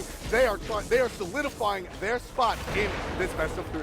And really right now, there's only one problem left for Snipe Gaming, aside from the fact that they have to win the whole game. Barracuda, 1 level now over Allied. He's just going to be doing more damage, and that's a problem, especially because Snipe has to kill Zeus before they kill AMC. That's very true. MLC stealth is the big deal. You know, and because Zeus is powerful, but only powerful if he's there providing sustained damage. He's a burst character, of course, but his burst comes over, like, he needs a little bit of ramp up time is the term I'm looking for, Kret. Yeah, it's just, and the other thing is, Chain Lightning is just really good. It does lots of damage. If it bounces between 2 people, it's probably enough to just kill with the detonate.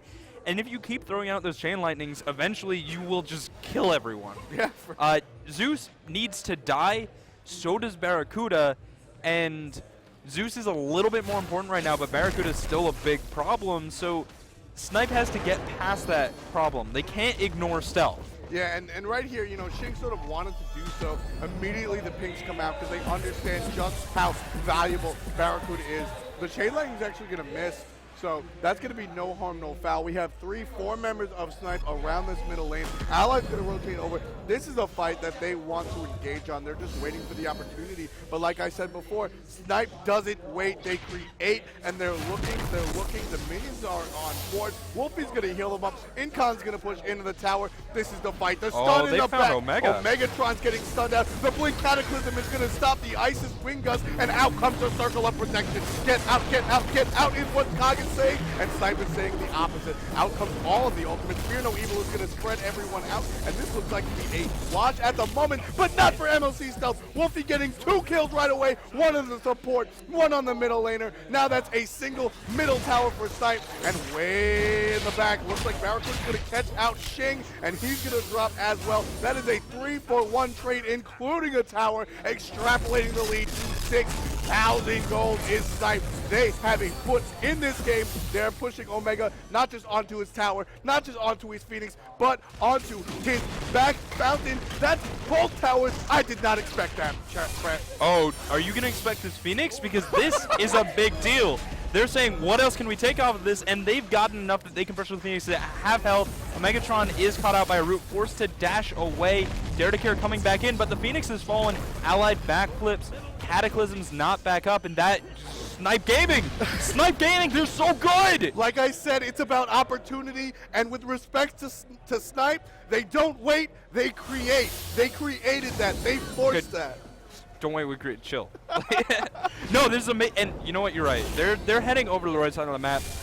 They're gonna start warding up this Fire Giant, and they're not afraid to make the play when they're in the lead. Not at all. They like I always say, play the lead. They're going to be careful not to let the lead play them, but with a 9,000 gold lead at the 21-minute mark, Cret, it's going to be hard. But if any team can let the lead play themselves, it's going to be Snipe. So they have to make sure that they're extremely confident and they play knowing that they have that lead. But as long as they don't go too ham, go too hard, this game should be theirs to take home. You know what I just noticed? What did you just Incontinentia is 6 kills. That's not supposed to happen. Incon sitting at the top farm for his team, 6-1-5. That's the power of Guan Yu. Sort of a hybrid support right there. He's a warrior. He puts out the damage. And you notice, he's all defensive. Yeah, he's a brick wall. Yeah. And, you know, we've seen in the team fights, Dare to Care dies. And you're like, wait, Geb dies? Those two things don't go together, but Incontinentia is standing in front of everything. He is a form of crowd control in and of itself, but Barracuda is caught out, Ally pressuring him down very, very low. He tries to duel, but you can't duel everyone. I mean, you can't 1v3 when you get 25% out. It's just... It's a 3-man rotation. Now the 5-man rotation onto the gold tier. This is a relatively safe kill for Team Snipe. They're going to get this. Nobody's able to rotate.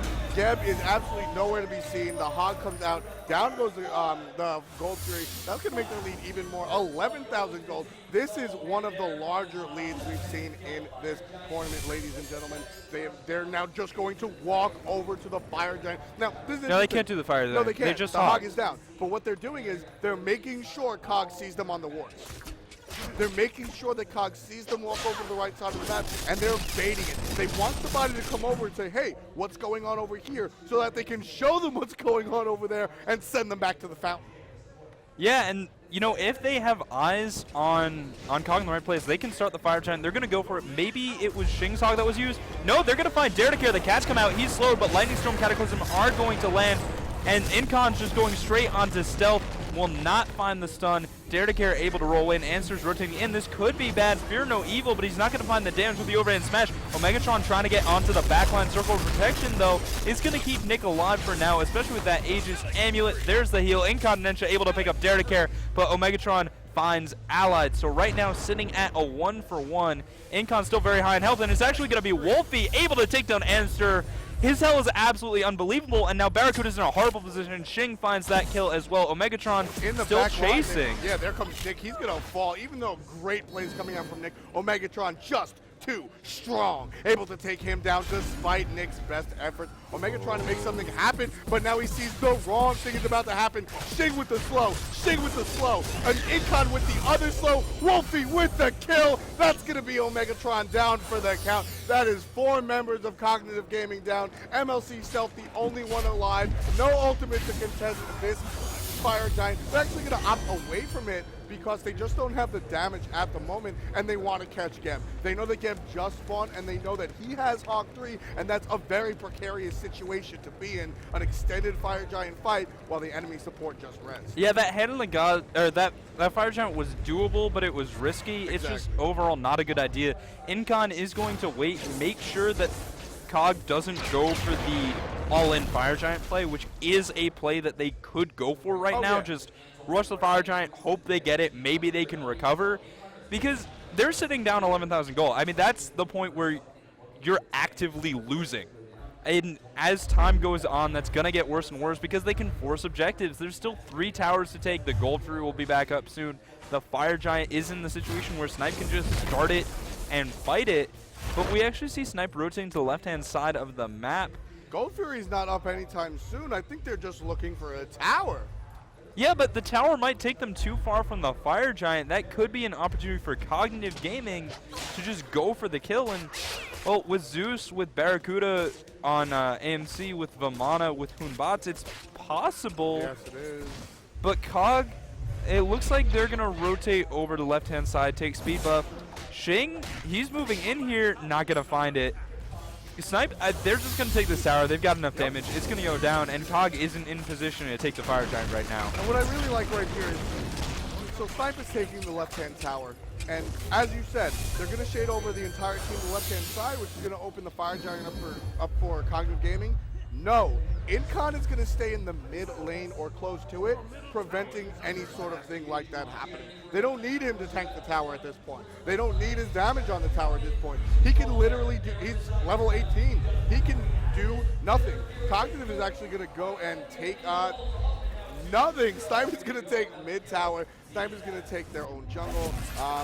They're going to defend mid tower, rather, sorry. And they're just going to take the passive farm. You know, they're over 10,000 ahead, Brett. They know they don't need to make a great play at the moment. Can we mention that we say the solo tower is inevitable, but it hasn't fallen yet for Snipe Gaming. They've got all 6 towers up, and that's a big deal. Snipe is looking very, very good right now. They're going to actually push in, force down this half-health, half-damage Phoenix. It should die rather quickly. The Lightning Storm to defend.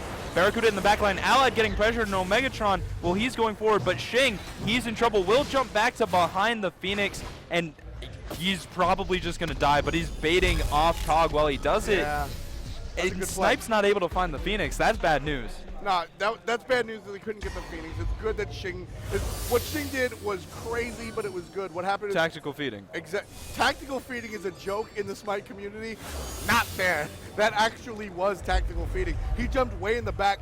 His death was inevitable, but it took Cognitive Gaming's sights off of the rest of his team. Wolfie was forced to Aegis Amulet. Omega was the only one up front, and there was a miscommunication. They definitely needed to keep pressing. Shing was going to die anyway, and had the team pressured forward, had the team moved forward and advanced onto that fight, Wolfie was dead, Nick was dead. You could talk about Allied, and Incon probably wasn't going to fall, but Shing provided the distraction. That's what he needs to do at this point in time. Very well played by Team Snipe. Ooh, they're going to start the Fire Giant. They know that Cog isn't in the area that they need to be to contest. And I think the damage might actually be good enough. Fire Giant now sitting at about 80%. But Omegatron's going to spot it out. Does he have a Wrath of the Gods? He does. And so this is not going to be free. He's dashing in, gets the knock-up. It's going to go to Snipe Gaming.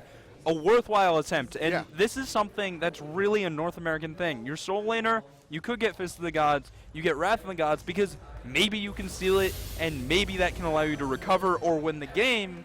It's worth a shot, and there it was worth a shot, especially when you're not giving up your life for it. And Vamana, he can just walk in, walk out pretty safely. Yeah, he has a lot of protections. He's naturally tanky, and taking a look at Omegatron's build right now, it's actually extremely aggressive. Tower Shield is the only real item that he has that is a defensive item. You're going to see a typical strategy right here. So Cog is showing no defense on this tower because it's going to go down. There's a lot of damage coming out from Team Snipe. There's a lot of stuff coming out. You want to defend under your Phoenix, sort of like acquiesce that tower to the enemy so that you can provide defense where it really matters. And here's going to be the fight. The Honey's put out in a futile attempt to zone Team Snipe. Team Snipe has the Phoenix down to about 80%, having to back off as there's no minions here, and Incon opting not to tank the tower as that will open him up to lots of crowd control and lots of damage and possibly kill him. So and what it just comes down to is they can't tank the Lightning Storm. Yes. They can tank the Phoenix. Well, they could tank the Phoenix, but they can't tank the Lightning Storm. If anyone gets caught in a Cataclysm with the Phoenix on them and the Lightning Storm is bad news. Lightning Storm will come out. Circle Protection popped a little bit in advance, but it's just defensive and can give them position. But Omegatron, he's taking horrible damage. Incon trying to find the kill. He's not going to find it. Shin getting very low, able to jump out, but Barracuda, Dare to Care, they're in trouble, and Snipe is turning. Oh, Wolfie healing up his team. Barracuda falls. Wolfie's on a rampage. Allied picking up a kill as well, and Snipe, while low, they're in a good spot, but it's Chain Lightning. It's going to do so much damage, and now it's up to Wolfie to clean up. Omegatron dumping lots of damage. Incon's here too. They've got the healing, and Wolfie's the only one alive, though, and Omegatron's right here with a lot of sustain trying to do it, but with that ultimate down, that's going to put the Phoenix under attack. That's going to make this a much more attractive effort. MLC Stealth is back with no Lightning Storm. Incon tanking this tower for his team. Shin's going to try and get some basic attack. There goes the left enemy. Phoenix for Team Snipe. That is a big deal. Don't forget, the middle Phoenix is half HP, and MLC Stealth is 0 HP. Shing is unstoppable. oh, they're going for the Titan, though. They've got the defensive stats. They've got the damage. They have the sustained. Dare to Care. He can try and Cataclysm, he can try and Shockwave, and Incon might get low enough, but with the healing from Wolfie, the damage from Shing, it's going to hit half health, and at the very least, it's going to allow them to apply pressure, but they reset to Shing. The Cats come out, 20%, 10%. Are they going to take Cognitive? They're getting very low. No, they're not. Barracuda gets the double kill, forces them off the Titan. That's going to heal the Titan back up to 50%. Now you have 3 members down. Barracuda gets the triple kill, killing Incontinentia in the back lines. That is the definition of defense. Cognitive Gaming showing that they are not the ones to go down without a fight. Cognitive Gaming showing that you cannot be that aggressive when you have one of the most accurate hunters on your team. That is how you play defense, ladies and gentlemen. Let's see what Cognitive can do after that conversion. But nonetheless, we can't call it a comeback. They're still down 14,000. They still have yet to take a tower. They still are down a Phoenix and have one half-health Phoenix. And yeah, Snipe made an over-aggressive play. They did let the league play them. I respect that play. Oh, yeah. I think it could have happened. I think that play would have worked against anyone but Cognitive Gaming, Fred. Cognitive Gaming did literally exactly what you need to do.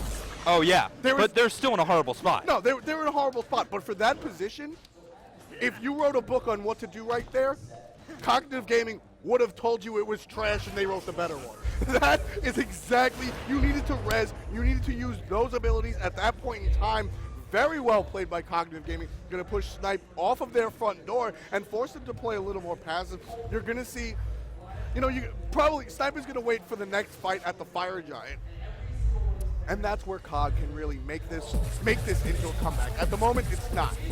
It was just a spectacular display of defense. But the steps later are what can turn it into a comeback. But we're still sitting at a 1,400 gold disadvantage. It's still a big deal. And what kept Cog alive there, in part, was just that Zeus stayed alive for too long. I mentioned it before, I'll say it again.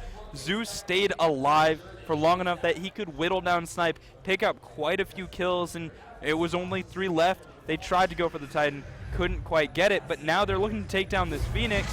Allied doing a lot of damage, but it's Blink Cataclysm. Allied caught in Lightning Storm. He's going to get very low.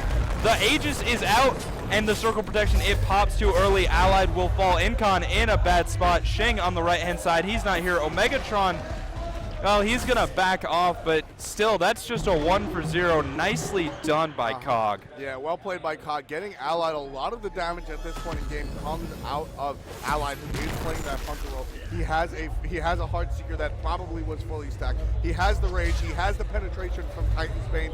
He's building the Heavy Mace, which is inevitably going to build into something along those lines to provide a lot of damage. So right now, this is what we're looking at. We're looking at the posturing of these two teams around this Fire Giant. This next Fire Giant is going to be the win condition. We're going to see who comes out on top. This right here is the game cred. We're going to see who is the more powerful team fighter. We're going to sniff it out, smell it out. Snipe wants this fight, and I think if they get this, they'll get the Titan. Yeah, and for sure. So far, we've seen them fighting under Phoenixes. That's really hard. Fighting under a Fire Giant, not as bad, but Wolfie, he's going to be in a bad spot. Takes the Cataclysm, but the cats are out. Wolfie's able to heal up, getting pressured very hard by Omega. World Weaver onto Stealth, but there's no damage confirmed. It's actually going to hit Omega. That's a good target, but Wolfie is getting crit down. Shing and Nick, they're not there yet. Allied isn't there yet either. Wolfie will fall. Good position from Cog. Wasted Zeus ult right there. Lightning Storm used on a 10% target. That's going to mean it's down. Of course, Wolfie is down. He's a lot of the damage and a lot of the sustain that have allowed Snipe to win these team fights, but that Zeus ult was used on him when he was already dead, Cret. That is a large zoning tool that they can use in this Fire Giant jockey, and that's going to be a big hit to Cognitive Gaming. Oh, but Chain Lightning, it's going to result in Nick's death. That was just bad positioning from Snipe. Allied and Nick get caught in a horrible situation. Incon forcing the cavalry charge used to save his life. That's probably going to give up the Fire Giant. Nothing Shing can do to contest. Whoa, Shing does have a Wrath of the Gods. He's just going back. He doesn't want to give it a shot, and that's going to be Fire Giant for Cognitive.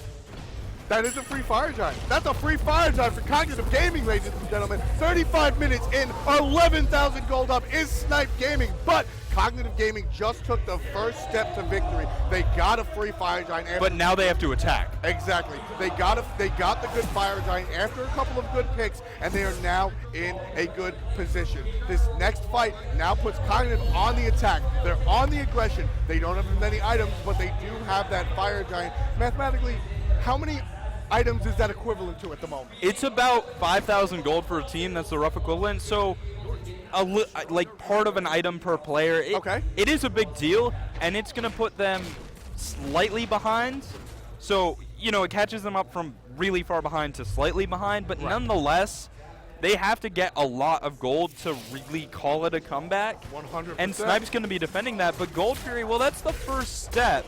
It's going to give a little bit for Cog. Yeah, I mean, and here Cog is going to take not just the Fire Giant, but the Gold Fury off of the map. It is something that they did not even could contest Snipe Gaming. Absolutely out of control. This lead that was so incredible. This lead that was incredulous in the face of the #1 seed.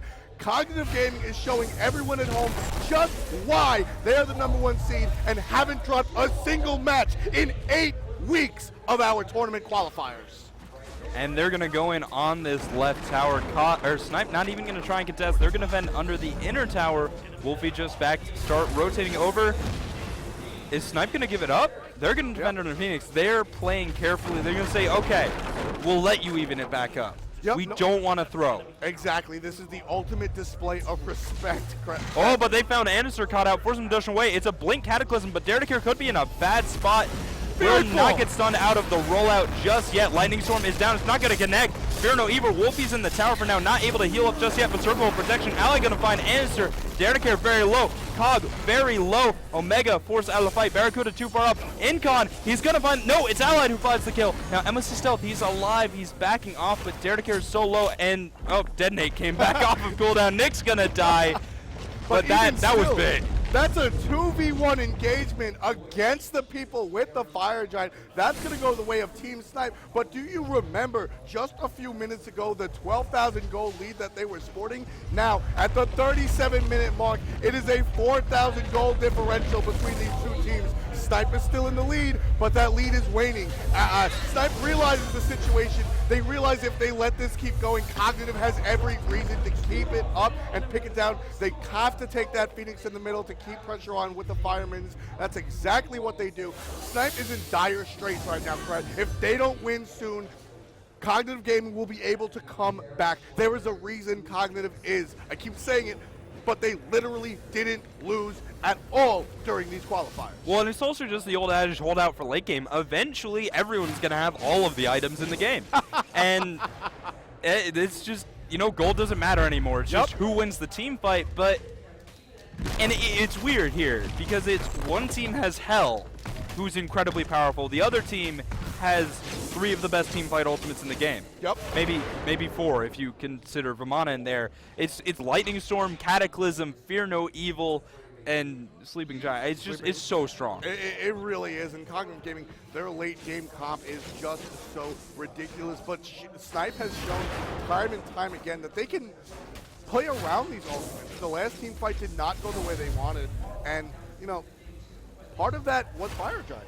You know, they lost a team fight, which resulted in Fire Giant, and they literally won the Fire Giant fight when their opponents had Fire Giant. So Snipe showed that they can deal with it. Snipe showed that they can deal with this late game Cognitive Gaming lineup. So what we're looking for right now, these teams are just playing, they're just playing pony right now, Brett. They're trying to, I mean, they're not even farming up, they're just pushing lanes at the moment. They're just trying to stay grouped, making sure they don't get picked, and looking for the enemy if they're not making sure they don't get picked. They want a single pick so they can 4v5 the next fight. And it looks like Snipe's going to be pushing up this right-hand side, either trying to find a pick, as you mentioned. They could consider going for the Phoenix, but 5v5, it's pretty risky, even though that's a half health, half damage Phoenix. Snipe probably just going to stay in this Fire Giant area. This is going to be the game. This Fire Giant fight, Brett, you know, it's going to be the next fight is over this Fire Giant. Neither team wants to get hyper aggressive because both teams, Snipe has gotten hyper aggressive and paid for it, and Cog has gotten hyper aggressive and paid for it. They realize that patience is the point to pleasure. They want to get this. The Fire Giant has spawned. Dare to Care is here. Omegatron is here. Both supports are here with their Wrath of the Gods, Brett. Cognitive Gaming is more in a position to get and this. Also, both teams have an auxiliary hand, Wrath of the Gods. Yeah, there's more than one Wrath of the Gods on these teams. Both teams have it. Both teams are ready and willing to take it. Cog is backing off playing coy. You see Omegatron sitting in the back, literally waiting. There's no point to go hyper aggressive. The next team that gets this team fight, Kret, is going to be the victor. And we'll see who gets the initial initiation. Yeah, they're just looking for the proper positioning. They're looking for someone to be far enough back, and if Snipe sees that Answer's recalling, okay, they will have ward coverage of that. He can't recall there, otherwise Snipe will just go for the Fire Giant. They're just looking and looking, and you know, another option is they push Cog back enough that they can just burst the Fire Giant down, but they don't have the best kill the Fire Giant super quick team. Yeah, they really don't. You know, one of the things I find really interesting is Dare to Care stopped building his Magi's Blessing to build Winged Blade. The slow coming out from Shing, the slow coming out from Nick was just too much. You know, even Wolfie provides a little bit of a slow. So he really needs to stop building the CC preventation in order to build the slow immunity. Yeah, it's going to be a really good pickup. The item just offers a ton, very cheap as well. Snipe's going to go forward. They might be able to find Dare to Care here. Will slow him. Wingwan allows him to get away nice and quick, but Cog's pushed back, and Snipe, they've got a plan here. They're positioning aggressively.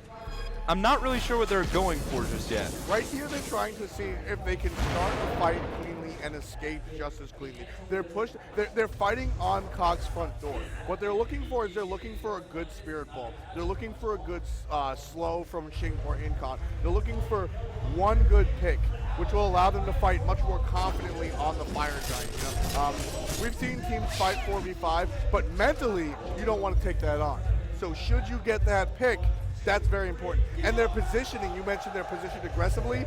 That's they're on the front, they're at the Phoenix right now. And actually they're gonna rotate a little back to the mid lane. Dare to Care is all by himself. Incon and Allied realize this, but he is a support. Nick is coming, followed by Omegatron. Out comes the Cataclysm, a defensive one in fact. Out comes the Circle of Protection. Now all the ultimates are coming out. This is the team fight. Little bit of damage onto Shing. He's gonna pounce his way out of there. Omegatron taking so much damage, and they're gonna back off with most of the ultimates blown. So that's going to be all for naught. Now Incon is stuck in between a rock and a hard place, up on the cavalry charge, looking for MLC stealth, looking for that dude. A good amulet agent is going to stop it, but a good gem shield as well is going to stop the kill, even though he wasn't stunned. So Shing has to hop back out, and Nick is going to elect to. Oh, but that's Lightning Storm down, that's Fear No Evil down, that's Cataclysm down, and, well, they still have a Hell. So, you know, when there's no ultimates on the field for either of these teams, give it to the team with a Hell, because she's a character that's so strong she doesn't actually need an ultimate. And right here, this is exactly what they planned on. They engaged on the Fire Giant after pushing the map. And now you have the separation that I was talking about. Dare to Care all by himself, surrounded by 1, 2, 3 members of Snipe Gaming. Down goes Dare to Care. That's one on the other confirmed side, loss. though, Megatron found by Allied, and that's going to be big. But back to this fight, Shing getting very low. Wolfie healing up, and they're gonna, no, they're not getting down. Detonate. The detonate hits him from across the map, but Incon's gonna show up. Doesn't matter that the Feel No Evil is gonna take down Shing. Barracuda's gonna take down Allied. Barracuda's gonna take down Nick. That's a double kill. He's down to 10% HP. All members of Team Snipe are down. Only 2 members are alive for Cognitive Gaming. They're gonna think about this Fire Giant. I don't think that it's possible at the moment. They're just gonna push these lanes, Brett. This was a bad fight for everyone on this map. We're at the 44-minute mark, ladies and gentlemen. The gold lead is in Snipe's favor, but at this point, it is irrelevant. Snipe leads by 3 kills, but they just got shut down. 33 seconds until anyone from Team Snipe remains and returns to the battlefield. They're going to look for this mid-Phoenix, Barracuda, and Anister, that is. They're going to get it, which is going to put Fire Minions on the board. They're going to look for the Titan at this point in time. If Barracuda has enough damage, they might be able to do it because Wolfie still has 13 seconds till he's alive. You know, with the next minion wave, they actually might be able to. Cog's got it to bit. They're going to take it. Cog's going to take it. They take game 2. Incredible. We're going to game 3, ladies and gentlemen. One of the largest comebacks, the largest comeback of this Smite launch tournament right here in Atlanta, Georgia. This LAN has gone absolutely crazy. This is absolutely insane. Not only did we just see a 15,000 gold deficit comeback. Take a look at those Cognitive Gaming members. Omega leaning back on his chair. Dare to Care knowing that he did. And Barracuda, you can see him smiling. The furthest player from your camera. Omega blocking his entire team, of course. But Barracuda with the triple kill that secured the victory for his team. Laughing it off. Ladies and gentlemen, your Game 2 victors, Cognitive Gaming, able to bring it to the Game 3. But this just in. Game Hunter for his team, TSM, secured a pentakill. So we have excitement all around. This is what Smite is about, ladies and gentlemen. Bam! A pentakill, wow. Oh, man. All right, let's get back to this game, but whew. So, out of this world. Out of this world. You know, we didn't see the Aegis amulets work so well this time just because there was too much to Aegis. There really was. It was like Cataclysm comes out. Wait. Fear No Evil comes out. Wait. Lightning Storm comes out. Wait. And then, you know, the cleanup. Very well said. Very well said. You know, Snipe had that game in the bag. These are things that they just had down. And if you look at these slash lines right here, we see 6-4 and 11 from Allied. We see 8-5 and 13 from Wolfie. We see 8-3 and 16 for Snipe for Incon, but it just wasn't enough. At the end of the day, all you needed, ladies and gentlemen, was a 12, 6, and 8 from Barracuda to turn everything around from a single triple kill, wipe the board of Snipe, and that brings down the Titan. It's just Barracuda did so much damage. Barracuda. And you know, we touched on it. I want to go back to that. Snipe had to kill stealth. Okay. They had to kill stealth. Yeah. And that meant that they couldn't kill Barracuda because they were too busy killing stealth. And Geb kept stealth alive long enough that Barracuda was able to do the job that Zeus is supposed to do. I mean, it's just, this is back and forth, but, you know, it came down to that big call to go for the Titan. Yes, it did. They didn't get it. Yep. And if they had just backed off, taken the mid-Phoenix, they could have done that. They probably would have taken this game, and it's unfortunate. Well, that's the game 2 mindset that we were talking about. When it comes to game 1, you just play even. You play to set the momentum. And game 2, you do play a little risky because you have a loss to play with, Kret. And so they went for the Titan, they went for the early kill to put down their opponent and secure to secure the victory. And right there, that's what they got. That's what they secured, and they couldn't quite do it that time, but that's what Game 2 is all about. Now we're going to go to a Game 3, one of the first that we've seen right here on Smite Pro, and this is going to be a big one. You know, Cognitive Gaming is upset that they had to win Game 2 in order to stay here, and Snipe is upset that they couldn't win in 2 games. Both teams, we mentioned before, this is one of the more colorful and animated matchups in the entire Smite scene. We're going to see this happen. You know, we're going to see Xing and friends be angry. We're going to see Barracuda and friends be confident. They just won after coming back from virtually a record-setting deficit. They had 2 Phoenixes down. They had an entire team get decimated entirely too many times, and we're going to see what's going on in that 3rd match. Just a couple of seconds, we're going to be pulled in. We're going to see who takes Game 3 in our first Game 3 of our Smite tournament.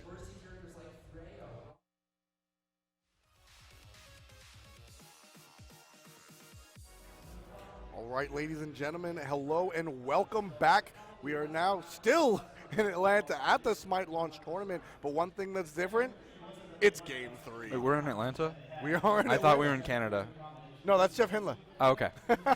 Jeff Hindler and the rest of Denal Esports might be Canadian, might not. But either way, this is the North American set, and you have 2 high-octane North American teams facing off in this Game 3. So just a little bit of background for those of you that are new as we get pulled into the game. Snipe won the first matchup in extraordinary fashion.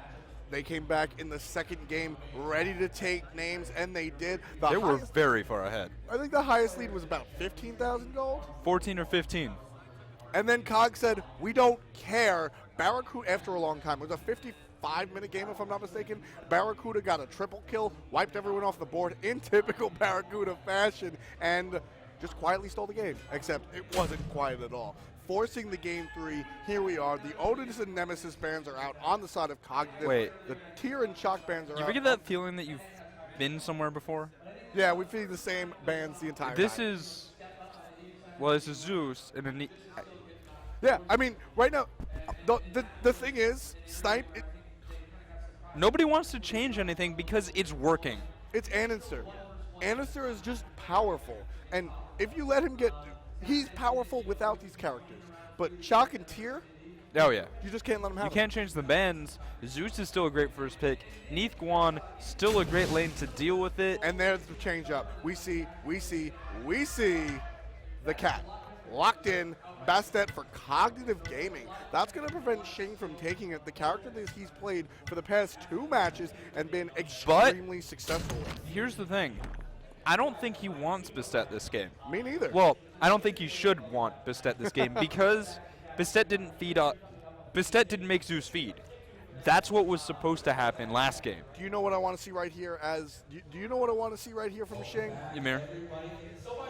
Thanatos or Ymir. I want to see Ymir because of the peel that he provides, but Thanatos. We've seen 2 Thanatoses today. We've seen Pon Pon, and we've seen hi-rez. And neither of them really performed well.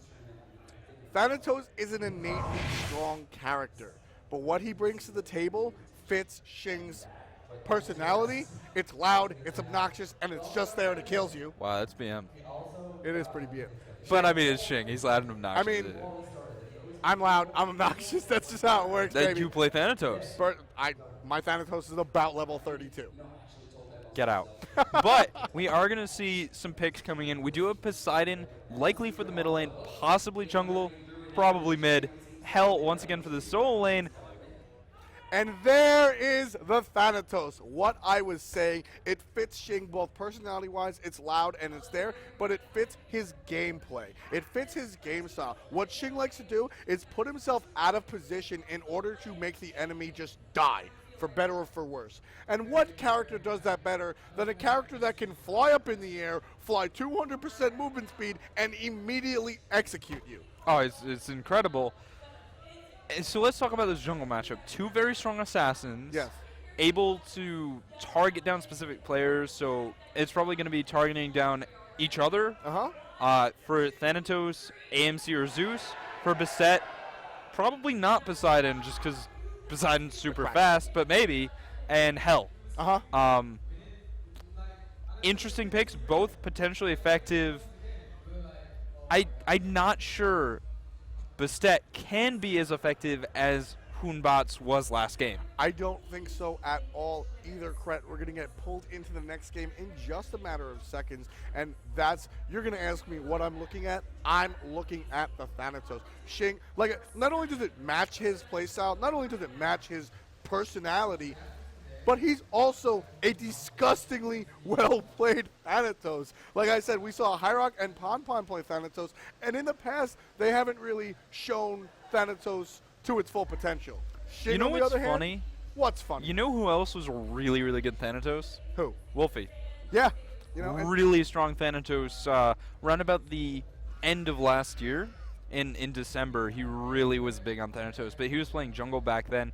And then, passed the mantle to some extent to Xing.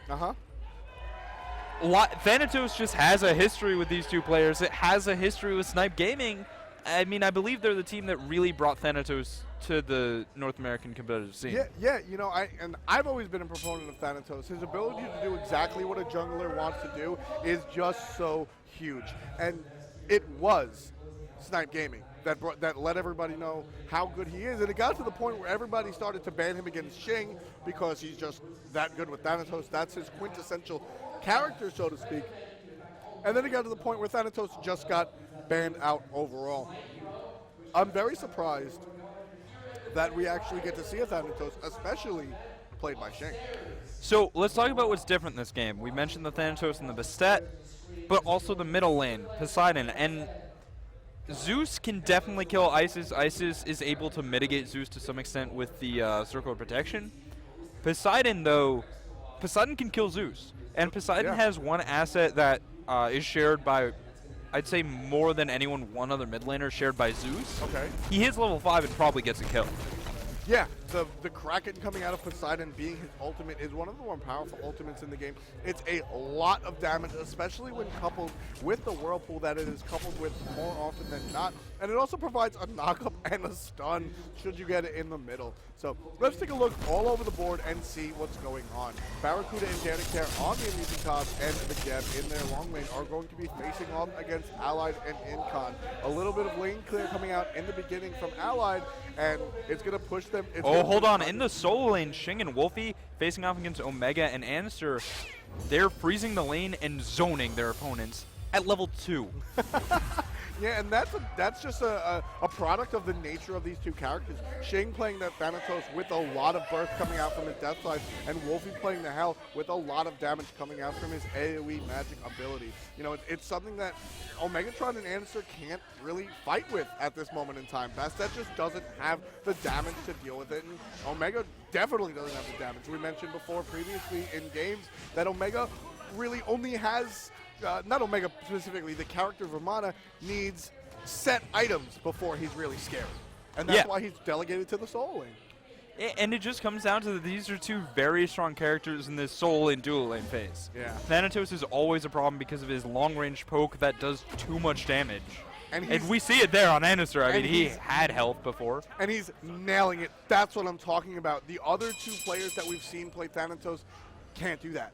Xing, full range hits the Death Scythe, and you see just how deadly the Death Scythe can be, no pun intended. And look how deadly Xing's being. He's being sneaky. He's lurking in the shadows, waiting for Omega to push up because it's inevitable, and Omega actually spells him out because Xing comes in a little early. So nothing really there right now. The dual lane is going to rotate over both Allied and Incon, leaving AMC in the lane to get a little extra farm, while Allied and Incon opt to get the mid Harpy. So definitely something very cool coming out from them.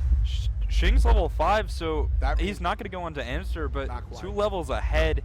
And now we have a Kraken hovering death combo. I mean, that's probably going to kill anyone. Yeah, exactly. All you need is one stun coming out from Xing. They're going to look for it right here. Xing is lurking in this middle lane, throwing the death scythe, just looking for a little bit of an edge. That's all, not just the character, but he needs. We said before, Snipe doesn't wait, they create. They make their own windows of opportunity, and if it's not there, they kick a hole in the wall and they make their own windows, Krat. Yeah, I think that really just suits them. And so far, Snipe is just doing a great job in every lane. And here comes Xing actually stealing this speed buff away from Annister with one beautiful death scythe, completely on point. Probably playing the ugliest skin in the game on that Thanatos recolor, in my personal opinion. But hey, it got him a speed buff, so who's none the wiser now? Yeah, he got the speed buff because of the skin there. But, you know, a Bronze League player once told me, when I play Thanatos, I don't get hogged because Death Scythe is OP, and I disagree with that. Yeah. But Death Scythe is OP, and it's almost as good as Hog sometimes. We saw that there. Yeah, no, Death Scythe does a lot of damage, and its ability to change the entire dichotomy of the situation is something that's incredible, especially when you have the accuracy that Xing brings to the table. You know, his ability to work with that, and that's why I was so excited to see the Thanatos on Xing. Not just the character, it's the player. There's so much more when it comes to Smite than just the character and its abilities. So here we're going to see if Xing can make Thanatos work out, and thus far at the 4-minute mark, it is. Yeah, so we do have a fairly substantial lead in favor of Snipe Gaming right now, sitting up 800 gold, considering First Blood hasn't happened yet. That's really a very big deal. Snipe is just showing that they have a very strong early game. Now, we will trade even on these mid camps, and Cog actually rotated very heavily, which means Allied able to get some free farm, but Snipe is just doing a wonderful job right now in the early game. Yeah, we see, you know, just sort of a return to normalcy at the moment. We're getting the blue buff for the long lane, a little bit of farm coming in the mid lane. Thanatos is going to pick up his own speed buff this time, opting to take hits instead of Andy's. So he's just going to have speed buff permanently, which is a scary concept when you think about it in the long run. And they're sitting at just level 5 with 2,900 gold. Xing at level 7 with 3,100. So it's a little bit of a situation. It's a little bit of a situation with a lead, a little bit of stuff going on right there. And Xing is absolutely just leading right now. But as we saw in the last game, leads don't mean anything unless you end cap them with a victory. Yeah, and you know, they're gonna build another lead. They're doing well so far, and they were in a similar position in last game, but we still haven't seen the gank out of Snipe Gaming, and that's what their composition is about. World Weaver, Hovering Death, Kraken. Xing is lurking. Xing is looking for a Megatron. Yeah, but it's a Vamana. Yeah, but he's not quite tanky just yet. He's level 7. He does have the ultimate available. He's going to come out, going to push him towards the tower. And that was a beautiful play by Xing. He walked in and he scared Vamana on his tower enough so that Wolfie could push an entire wave of minions on him. He's going to heal up the minions and allow, and it's going to hurt Omega's ability to clear the entire wave. And just ticking down the tower, 50% HP, that Soul Lane tower is already. Thanatos is going to go instead to the middle lane, and he's just sort of waiting for the opportunity to hit those mid camps, and why not get some experience in the meantime. Yeah, and when you come right down to it, it's a small play, but it does matter. If that got one more creep than usual into Omega's tower, it's going to remove 25 gold from him. Exactly. Little bit helps. So we are going to see the mid camp spawning soon. Xing, Nick, and Incon are in position. Dare to Care, Annister, and MLC Stealth on the other side. And once again, looks like just an even trade on those camps. Incon pushing the creeps forward. They're going to actually be able to force Cog around the backside. And as we mentioned before, little bit of gold lost to the tower. Yeah, you know, this is what Snipe has been doing. Rather than Gold Fury. Yep. Rather than look for a couple of good gangs, they're just pushing minions onto the towers and slowly ticking HP down from that situation. They thought about pulling the Gold Fury. In fact, they did, but they opted to back off because there is a ward right here, ladies and gentlemen, making sure that Snipe cannot get that without a fight. So they're going to back off. Xing is going to sit here waiting for the dual lane to rotate. It's not going to come. They're going to go the extreme safe way, and he's just going to hang out and look for something to do at the moment. Sitting at level 8, all this sitting around has allowed Annister to catch up. Xing is sitting at 3,700 gold, while Andy is sitting at 39. Shing has just been waiting for an opportunity, and that's costing him. So he's going to opt to get his red buff with the help of Nick, but maybe make something go on for MLC Stealth. Well, here's the thing. Anderson caught up by leeching experience, Yeah. which is why his gold is higher than Shing's. But when you look at the levels, you've got a level 10 Hell, a level 11 Poseidon, and that's the effect of Shing not having to leech golden experience. Yep, very true. And there's a little bit of aggression coming out in the long lane. Allied being forced to backflip out. And Barracuda doing so much damage simply because he doesn't mitch too much. And as we take a look at Omegatron in the solo lane. Ooh, hovering death. We could finally see it. MLC Stealth under the tower. Nick is getting in position. Hovering death lands. Death Slide. Kraken. Aegis is out, but World Weaver's here too. Bastet is going to rotate in. No kill. Not yet. Great play coming out from the defense right there. Anderson trying to do what he can to get Nick and Shing down. Nothing really of consequence at Incon with a beautiful play. Wasted ultimate?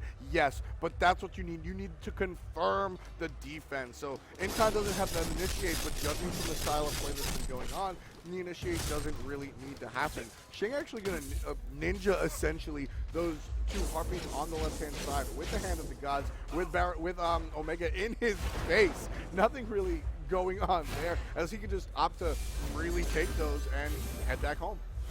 Yeah, so still no kills have gone out yet. Very late into the game. It's just, well, beautiful play from MLC Stealth. Important that he has that Aegis already, but it's going to be down for quite some time. Yeah, this is that game 3 mentality. This is that game 3 play right here. Both teams understand that, hey, we both got beat really badly, and we don't want that to happen a second time. So no big deal right there. We're going to see a lot of passive play. We're going to see a lot of careful execution as opposed to dust in the wind, ultimates out, fights engaged. We're going to be very careful about how we pick and choose, because this is it, Cret. There is a loser's bracket, but if you want to stay in the winner's bracket, this is it. This is game 3. This is what they fight for. Yeah, and you know, Snipe is still in the driver's seat because they're such powerful gankers And right now. A big that, rotation into the solo lane. Yeah, Omegatron getting looked at, Wolfie coming over, but his team has already left, and Omega kind of dropped the recall right there, sort of as a bait. I think he knew that nothing really of consequence was going to come out. There's 2 members of Congress. Oh, hovering death in the middle lane. Down goes the landing. He's getting stunned. Andy going to bounce back. Out comes the Neath. Out comes the Kraken. Down goes Anderson. Logitech. First kill of the game. Dare to Care gets Shing in the aftermath, and that's going to be a 1-for-1 trade, but that first blood goes to Snipe Gaming. And that's going to result in a 1,000 gold lead. Nicely done. At the 10-minute mark, though, that's a smaller lead now than we've had in the past, and they're going to have to work hard to turn it into something bigger. In essence, you can say it's not a lead because it's not really having much of an effect right now, and the leads in this game are a little bit more abstract. It's Hell being a very strong character in the solo lane right now as compared to Vamana. It's Poseidon out-leveling his opponent. It's Barracuda on AMC playing a stronger laning hunter than Allied, and those are the leads in this game. This gold, it's not a big enough difference to really take into account. Exactly. We're looking at like almost exactly 1,000 gold right here, differential, and sitting at the 11-minute mark. 1,000 gold is not inconsequential, but not that big of a deal. We have 1 kill on one side, 1 kill on the other side, so we're tied in kills. We're virtually tied in gold, and we're tied in towers, ladies and gentlemen. This fight is exactly the same, and like I said, game 3 is game careful. You don't want to overextend. You don't want to be too presumptuous, because this is it. Any loss right here send you to the loser's bracket. Yeah, it's just you gotta play careful, and that's exactly what all of these players are doing right now. They're just farming up, looking for an opportunity, looking for an open rotation, warding up so that's not available. Answer, he might actually have an angle onto Shing here. Not going to go for it, not going to go for the Bastet tower dive, but he's going to find Shing in the jungle. The cats come out, Shing's immediately up in the air. He's going to fall. Nicely played. Just not careful about those corners. Not careful about those corners at all. I didn't even get a kill notification. He was down so fast. He's going to be down for the next 20 seconds. He is now 0-2-1. After we talked so highly about his Thanatos play, he's certainly not showing us why, and he's putting egg all over our faces. He is not playing to the level that we're used to seeing him play at, and I'm curious as to why, but maybe we'll see him fix that up in the mid-game. For now, that's going to be the second kill for Cognitive Gaming, so that's 2-1 kills right now. It's the first. It's still not a tangible lead, ladies and gentlemen. In fact, that's a smaller lead than ever. It's 700 gold in favor of Snipe Gaming, and we're going to see Cognitive try to shave that down, while Snipe tries to shave that up. Yeah, and it's just about building a small lead, but I think Snipe's on a bit of a timer as compared to Cognitive. Cognitive just has a very strong late game team fight, and while Snipes isn't bad, it's not as good. Now, we are going to see Incon in a bad spot. Stinger secures a kill. That's 3-1 for Cognitive, and that's going to put them at just a 300 gold difference. They're catching up through kills. They're now ahead in experience, and you know, I think the next time that happens, you're going to see an objective go down. Yeah, no, that right there was just a miscommunication. Incontinentia went on. Either he thought Data Care was alone or he thought Allied was going to follow up. And neither of those things were true. And it wound up just to be a cavalry charge into nothing. A beautiful block coming out from Barracuda, able to secure the block coming out. The Kraken's going to come out, just tickle Dare to Care. Doesn't hit in the center, so it's not going to get the kill. But that's 3 ultimates used right there. Hovering Death, World Weaver, and the Kraken. So that's going to be a lot in the way of Snipe. And if they choose to engage on this Gold Fury, Cognitive knows that their ultimates are gone. Shing's going to miss the Death Side. Omegatron's going to throw his Umbrella Rang. They're going to reset the Gold Fury, and that's going to be a reset for Snipe completely.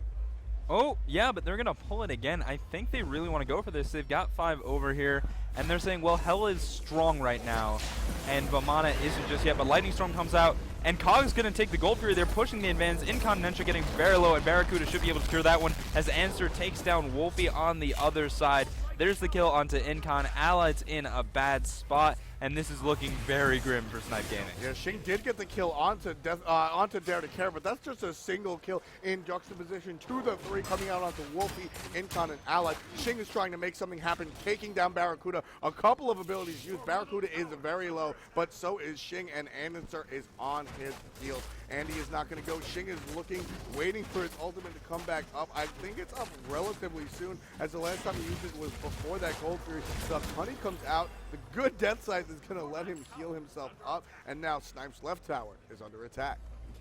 So we've got a 2,500 gold lead, kind of out of nowhere, but Hovering Death onto Barracuda, looking for the follow-up. It's just going to be auto-attack. Soul Reap getting very low. Barracuda takes down Shing, a huge misplay.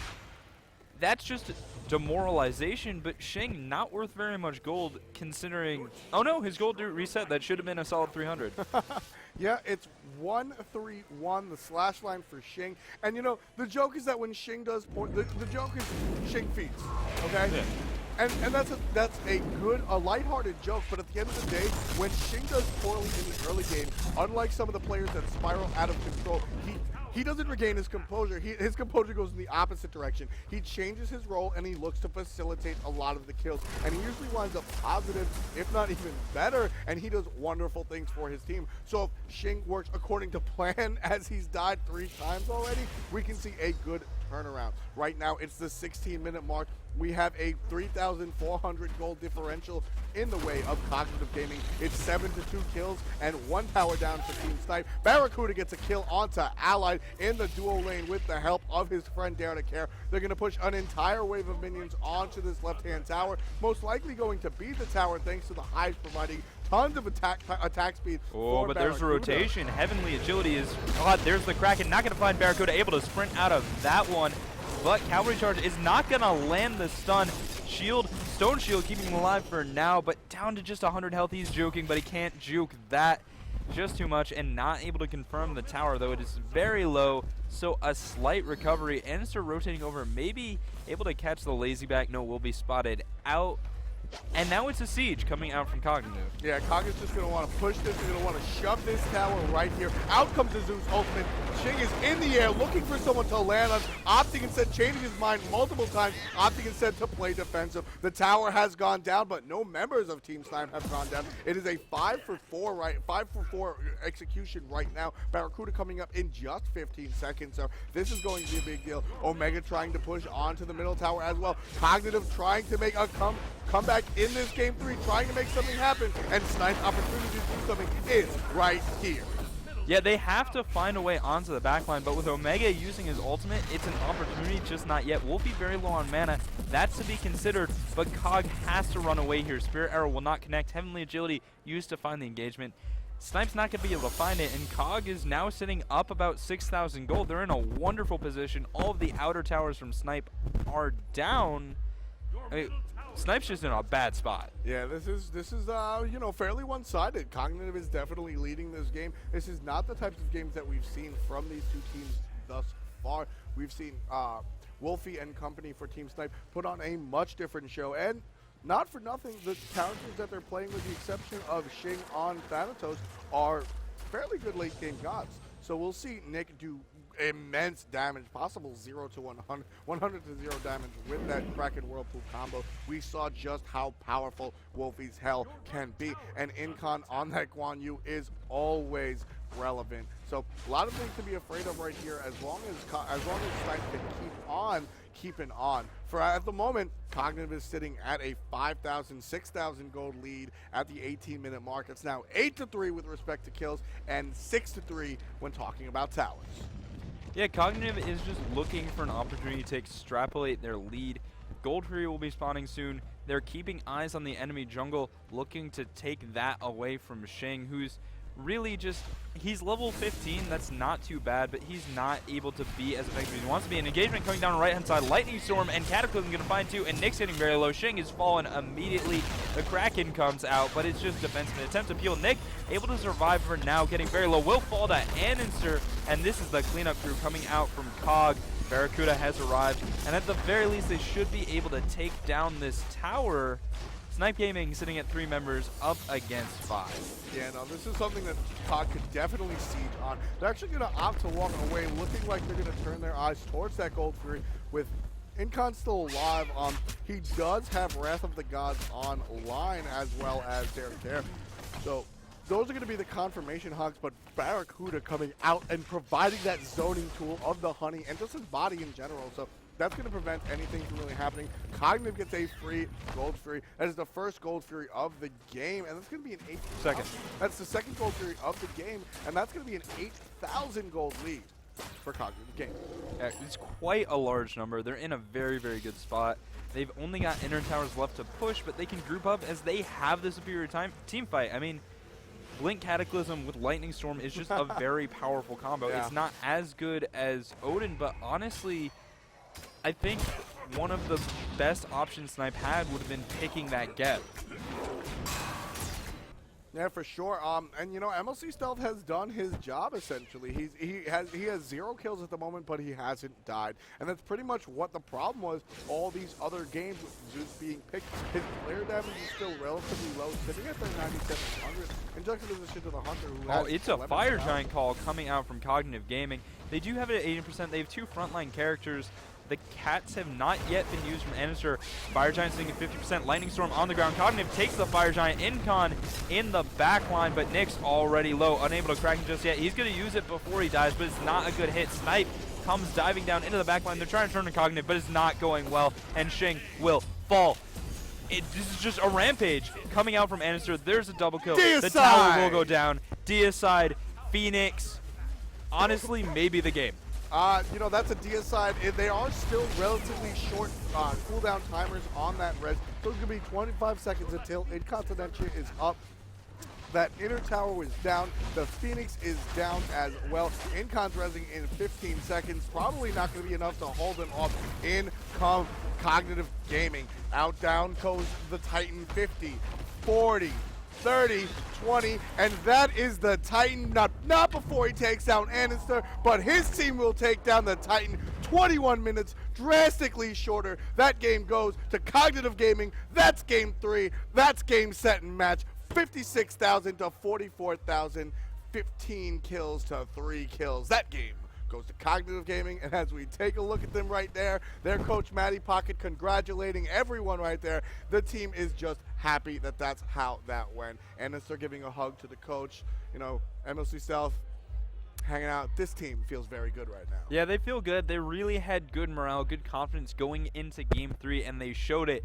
And, you know, it was passivity for the first 10 or so minutes because you don't want to deal with Shing's Thanatos. He's got great aim, he's got good ganks, and kind of just said, let's sit back and let's wait for Thanatos to start falling off because it happens eventually. They waited out Shing.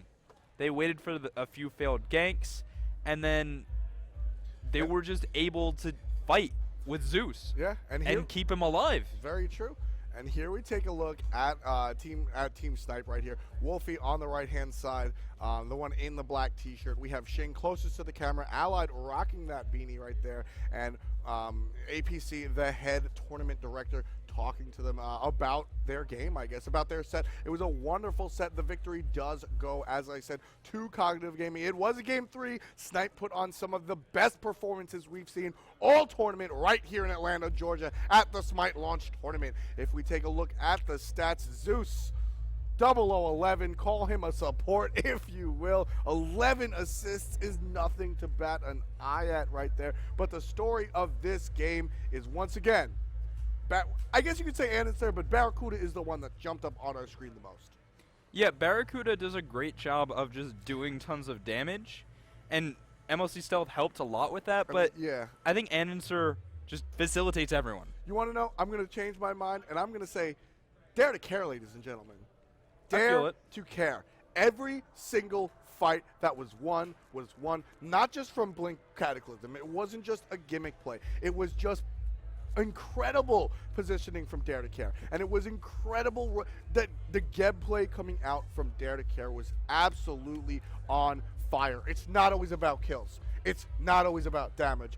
Sometimes it's about playing as a team, and if there's anyone that exemplified that for us today, it's Dare to Care. Yeah, he did a great job in actually the past 2 games of providing great crowd control, doing a fair amount of damage considering his role, and keeping Stealth alive. And keeping Stealth alive is a full-time job. It's a key. But Stone Shield was the key to doing that, and keeping Stealth alive was the key to allowing Barracuda to carry, which is weird. Because you have to kill Stealth or you lose the fight, but if you kill Stealth, Barracuda kills you. Yeah, I mean, that's... It's a pickle. What do you do? It's the ripple effect, and part of the reason that Cognitive Gaming has been so successful over the past 8 weeks in our path to Smite launch tournament. You know, I said many times throughout the game, there's a reason this team is #1 seed. There's a reason they haven't lost a single best of 3 yet in the entire scenario. And this right here, ladies and gentlemen, is exactly what we're talking about. It's the teamwork, it's the camaraderie, it's the gel, it's the mortar in between the brick walls that is this entire team. You know, we still have problems figuring out who the player to talk about right now is, because everyone on this team performed at a top tier level. They came, it was game 2, but they came back from 15,000 gold. From a 15th, that just doesn't happen, Craig. No, it really doesn't. That just doesn't Now, happen. to be fair, they did have some help because Snipe did throw with a bad call to go onto the Titan, but it was only a bad call because, well, I think it was Barracuda and Dare to Care who spawned, and then they played perfectly. Yeah, Barracuda literally got a triple kill. And at the end of the day, these things... And, you know, that's just not go just down. like the Hunter triple kill where you confirm 3 kills. Yeah, no. It's like, no, he actually got a triple kill. Against the Hell with Man Sustain.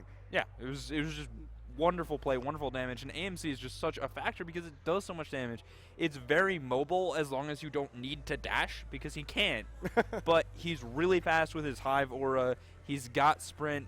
He's got Heartseeker for the move speed on that. He's got the Warrior Tabi for the move speed of that. It allows you to artificially increase your ability to position, and positioning is just so important for a Hunter because it's how you simultaneously stay alive and do damage to the target that you want. It's just beautiful play coming out from Barracuda, moving him on to the Winners Bracket Finals.